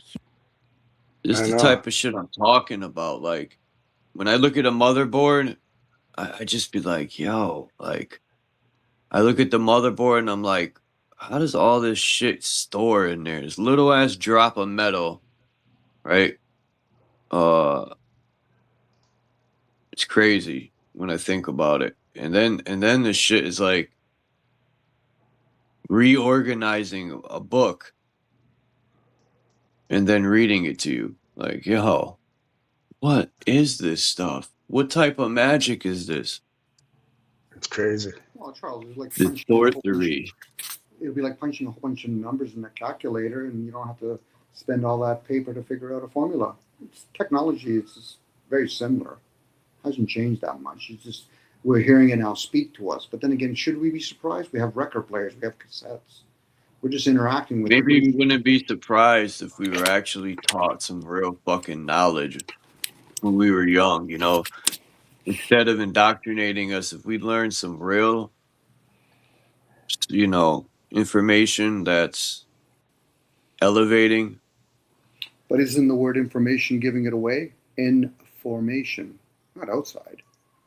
Outside is just showing what we're pondering inside. I get the device that we're using. To me, this is the merging of a calculator with books in a store. But it's able to process it really quick. It can speak many different languages, even though it'll say human language. No, humans use language. We're not. It could be a good tool, and yes. They could have phones that don't emit fucking microwaves. Like they could make them so, unfortunately, they wouldn't be harmful. But unfortunately, it's not happening. Unfortunately, the being that we are, this technology is advantageous, but it comes at the expense of things, and that's usually the body. So again, humans, other animals don't make this kind of devices. We choose because we're in the human form. So why, when we introduce Wi-Fi, to me, we're just walking around in a microwave now, if we're going to use the ideal of a microwave. But we're also sharing information to a point where maybe we're going to ponder the ideal, do we even need the body anymore? As we ask each human being, are you still growing your own food? No, I'm not. Okay, so you're basically already feeding the system. Anyway, if you don't mind, Nicholas, if not, even if you can post it, because Charles is going to probably leave in 10 minutes. But thanks, guys. Oh, you got. All right, you want me to play it or what? I'm game. If Charles is okay with it. Look at that's funny. Human-made or heathen religion. Oh, there's also a video too that I generated. Should I play it, Charles? It's up to you. Go ahead. He called them poop zone. That's crazy. That is an audacious place to start. The thesis is sweeping. The idea of an incarnate, virgin-born, crucified God. Jesus mirror on the wall. Is, according to Graves, a widespread historical delusion borrowed directly from antiquity. So our goal is to distill the key evidence he uses to support this. And we're jumping straight into his methodology. I mean, how does he even define the nature of sacred texts themselves? Well, Graves starts by challenging the whole notion of divine revelation. He claims that the persistence of what he calls religious error is due to an ignorance of science and ignorance of history. Okay. He argues that every single sacred text from any tradition, it doesn't matter if it's pagan or Christian, they all essentially follow the same parable grooves. Meaning they contain similar universal ideas. Yes, because they're products of the human mind, not some kind of divine intervention. Right. Okay, so let's unpack that.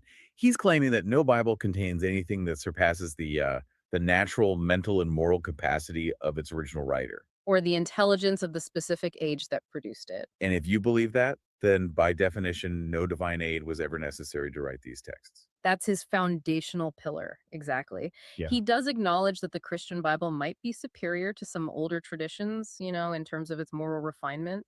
But he immediately dismisses the idea that this is due to divine favor. Right. He says its superiority, where it exists, is just chronological. Meaning what, exactly? Meaning it's of a more modern origin. As the human mind generally progresses, the Christian texts, which were written later than, say, the Hindu Vedas, which were compiled around 1400 BC. Right. So they're naturally just a little less encrusted with mythological tradition and archaic Oriental imagery. The improvement is from human progress, not a unique divine gift. And this is where the history part becomes so monumental for Graves. He says that the vast historical knowledge unearthed in the 19th century, specifically the translation of texts like the Vedas, proves that many core Christian doctrines were anticipated long before Christ's life. Why is that 1400 BC date so critical for his argument? It's the timestamp that, for him, sinks the whole ship of originality. If you can definitively prove that central doctrines like the Trinity, original sin, eternal punishment were fully formed and documented in India centuries before Christianity even began, then they're demonstrably human and heathen conceptions. Precisely. Yeah. Not a new original revelation from heaven. So knowledge of history, he argues, exposes the whole claim of originality as just a transcription. And that really sets the stage for the sheer scale of the supposed borrowing. I mean, when Graves looked across ancient history, he found an astounding number of these parallel figures. He did. He cited accounts of over 30 such figures, but he focused on presenting concrete evidence for at least 16 that he felt were most clearly mirrored by the Gospels. So more than 20 claims contesting the originality of the story. Yes. And this is where it gets truly staggering. Let's just name a few of these rival saviors he cites, just to give you a sense of the breadth. We have Krishna from Hindustan, Buddha Sakya from India, Zoroaster and Mitra from Persia, Osiris from Egypt, and Quetzalcoatl from Mexico. Wait, Quetzalcoatl. That's a massive geographical and cultural leap. Yeah. You're spanning the globe from Asia to the Americas. And that geographical breadth is key to Graves's conviction. He's arguing this cannot be a coincidence. He provides a list of commonalities, he sometimes calls them the 20 propositions, that are absolutely shocking when you see them side by side. So tell us what some of those are. What did these ancient geographically separated figures share with the traditional story of Jesus Christ? Well, they asserted the same narrative fundamentals: a miraculous birth from a virgin mother, a reputed birth date of December 25th. Their advent was foretold by prophets, a star figured at their birth. And visits by wise men, shepherds, or angels. It's all there. It's all there. And then there's the sharing of titles, which is equally profound. Savior, Son of God. Messiah, Redeemer, Lord. Absolutely. And furthermore, nearly all of them were the second member of a Trinity, Father, Son, and Holy Ghost, with the Son often being the atoning offering for humanity's sins. So Graves is pointing out that it's not just the stories, but the core doctrines, the fall of man, original sin, were taught in various Oriental nations centuries before Christ. And the concept of the atonement and eternal punishment, too. He argues this uniformity happened in two ways. First, sure, human nature produces similar devotional thoughts universally. But second, and this is more important for his case, Right. He argues these systems were actively interchanged. They were remolded when disciples from different systems, Buddhist, Essene, Persian, Egyptian, met and exchanged ideas in major cosmopolitan centers, especially in the religious melting pot of Alexandria. that intellectual cross-pollination would explain the transmission. So moving into the details, these shared infancy legends, they often have a deeper, almost cosmological origin. Yes, Graves argues many of these elements weren't history at all, but astronomical or astrological facts that were misunderstood or, transcribed as historical events centuries later. Can you elaborate on that astronomical connection to December 25th? This is a point of contention even in modern scholarship. Well, for the pagans, December 25th was a sacred date. It was regarded as the birthday of King Sol, the sun. After the shortest day of the year, the sun begins its visible ascent. And at the same time, the celestial virgin, the constellation Virgo, is seen rising with the infant god sun on this date. Graves is suggesting that the concept of the sun was literally the sun and the virgin was a constellation. And people centuries later just mistook that cosmic event for a literal historical birth narrative. That's the argument. Wow. That reframes the entire nativity story from history to allegory. And this leads right into the parallel stories of the threatened child, the slaughter of the infants. Indeed. Graves cites the story of King Cana of India, who, much like King Herod, ordered all unusual boys to be slain for fear that Krishna would become a rival ruler. But what really sells Graves' argument on this specific point is the physical evidence he cites. The artifacts, yes. Graves highlights ancient sculptures in the cave temple at Elephanta. He claims they vividly depict this tyrant slaying infants, So a physical confirmation carved in stone. which strongly suggests the story's extreme antiquity, predating the Christian era by hundreds of years. So the Herod parallel becomes a clear instance of borrowing. He also finds borrowing in specific prophecies. For example, the prophecy in Genesis about the seed of the woman bruising the serpent's head. He shows that this exact mythological figure is found earlier in the histories of Osiris in Egypt, Hercules in Greece, and Krishna in India, often depicted with the heel right on the serpent's head. So, not divine foresight, but a specific motif borrowed from older mythologies. A motif linking divinity and the triumph over chaos. Yes. Okay, so if the infancy and prophecy are borrowed, let's shift to the ultimate core dogma, the sacrificial death. What does Graves say about the origins of crucifixion and atonement? Graves asserts that the concept of a dying sacrificial god was far from new. The specific act of crucifixion or suspension on a cross-like implement was, he claims, documented long before the era of Christ. So give us the most striking examples of pre-Christian crucifixion that he found. Okay, let's start with Krishna, who he dates to 1200 BC. Krishna is represented in ancient Hindu pantheon sculptures as suspended on a cross, with nail holes visibly shown in his feet. Graves states this evidence is indelibly carved in the old-time chiseled rocks of India. Then there's Prometheus of Caucasus around 547 BC. Right. He was nailed to an upright beam of timber as an all-atoning blood sacrifice. And the Prometheus story includes other striking parallels to the death scene in the Gospels, doesn't it? It does. Graves notes that parallel phenomena were cited at Prometheus' death. Earthquakes, rocks being rent, graves opening, all mirroring the dramatic events described in the New Testament. And what about that example from Mexico, Quetzalcoatl? Maybe the most geographically isolated and fascinating example. Around 587 BC, he is also represented in paintings as nailed to the cross, sometimes even flanked by two thieves. The uniformity is compelling, but the resurrection is even more central. What about the commonality of the three-day resurrection story? The story of the three-day interment and resurrection is found in the legends of Quirinus, Osiris, Mitra, and Quetzalcoatl. And Graves claims this too has an astronomical explanation. The sun again. The sun again. It's traceable to the sun's apparent hibernation, or its remaining stationary in the sky for nearly 3 days at the vernal equinox around March 21st to the 25th, before it rises again. So that celestial phenomenon was interpreted as the god rising from the dead and transcribed as history. That's his argument. So the life, death, and resurrection, according to Graves, were all transcribed. Now, what about the atonement concept itself? How does he view the necessity of blood sacrifice? This is where his moral critique really starts to blend with the history. Graves claims the need for blood atonement originated in a savage age. Okay. He sees it as an escalating practice. It starts with cheap offerings like fruits and vegetables, then moves to animal sacrifices, then to human sacrifice, sometimes even children. And the final step in that escalation. The crowning conclusion to this bloodthirsty spirit, as he calls it, was the eventual dragging down of a god to die to satisfy this demand for blood and thus make the atonement universal. He sees this entire progression as a reflection of human barbarity, not divine necessity. That interpretation changes everything about the purpose of the sacrifice. Mhm. And leads us perfectly into the secondary theme of Graves' work. If Christianity is human-made and borrowed, Then Christ's own teaching should reflect human flaws and imperfections. exactly. And Graves uses these historical findings to claim that Christ's teachings must also be human in origin, and therefore they should exhibit moral extremism and scientific ignorance, which he dedicates a lengthy section to proving. Let's look at his argument on moral extremism. Yeah. What mandates does he point to that he considers impossible for humans to actually follow?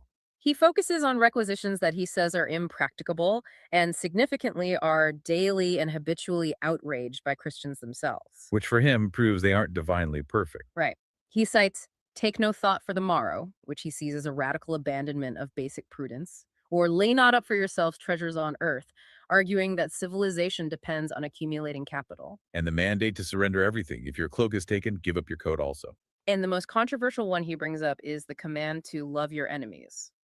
He calls that a moral impossibility. He does. And his point isn't that we shouldn't strive for peace. It's that genuine, deep love, the same emotion you feel for a friend, is biologically and morally impossible to feel towards someone actively trying to harm you. So demanding an emotion that can't be naturally sustained is proof that the teaching is an extreme human exaggeration. Not a pragmatic divine rule. That's his take. And then there's the charge of scientific ignorance. How does Graves use the state of Christ's knowledge to support his claim of non-divine origin? He asserts that Christ displayed total ignorance of natural law and science, even as it was understood in the centuries after his life. This includes the belief that diseases were caused by demons and evil spirits. Which is a common superstition, but not scientific. Right. And he also critiques the belief in a literal lake of fire and brimstone as an unscientific concept. But the most powerful critique he uses here All goes right, back to I'm astronomy, about to jump the off same of here. field he used to explain the December 25th date. Yes, the prediction that the stars will fall from heaven to the earth. Graves argues this shows a profound foundational ignorance of astronomy. 2 minutes left. Do you mind, Charles? 2 more minutes, or He writes that any Might as well basic finish it. astronomer would know a star is vastly larger than the Earth. So predicting their physical descent upon our planet shows total ignorance of cosmic scale. And ignorance, he claims, a truly divine being would never display. So what does this all mean for you, the listener, processing this highly controversial material? Graves' final contention is that this stunning identity between Christianity and these much older systems, Essenism, Buddhism, the Egyptian cults. it proves conclusively that religion is simply a natural outgrowth of the devotional elements of the human mind. That's the ultimate takeaway for him. It's a human construct, continually evolving through borrowing and transcription.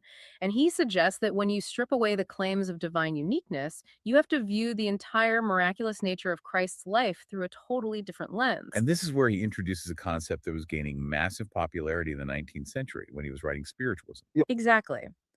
Graves proposes that the simplest way to understand the miraculous incidents in Christ's life is to conclude he was merely a man, possessing a very exalted and superior mind for his age. And exhibiting many phases of what was then known as a spiritual medium. The spiritual medium. How does that explain the miracles and the reappearance after death? In that 19th century context, mediumship was believed to involve communication with spirits, or the ability to perform physical feats, what we might call illusion today, through superior mental power, all without recourse to divinity. So Graves is suggesting that Christ's recorded miracles and his reappearance after death, the resurrection, were just the display of a high-order mediumship. That was later interpreted as deification by his followers. That provides a complex, non-divine explanation for every central event in the gospel story.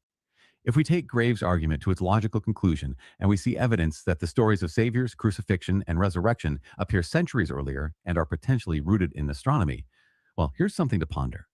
If you find the blueprint for belief in the stars and in the collective mind of humanity, does that make the resulting faith less meaningful to the people who hold it today? That's a deep dive that keeps going long after the sources are closed. Welcome. And that's it. That's pretty interesting. Thanks, Nicholas. Charles, have a good day. Same with you, Nicholas. Yeah, I'm starting up my end if anyone wants to join there. Okay, I'll come by in a bit. Actually, I'm gonna watch James True. Remember him? No. Yeah, you've probably seen it before. Anyway, ciao, guys. All right, everybody, take care. Cheers. All Charles. right, Dom. Thanks for coming by. Peace, Cage. Peace, bro. Truth Zone, and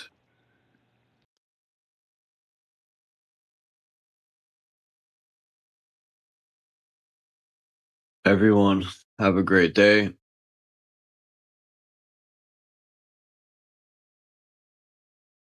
And I'll check that out, Scott Severini, if you're still here.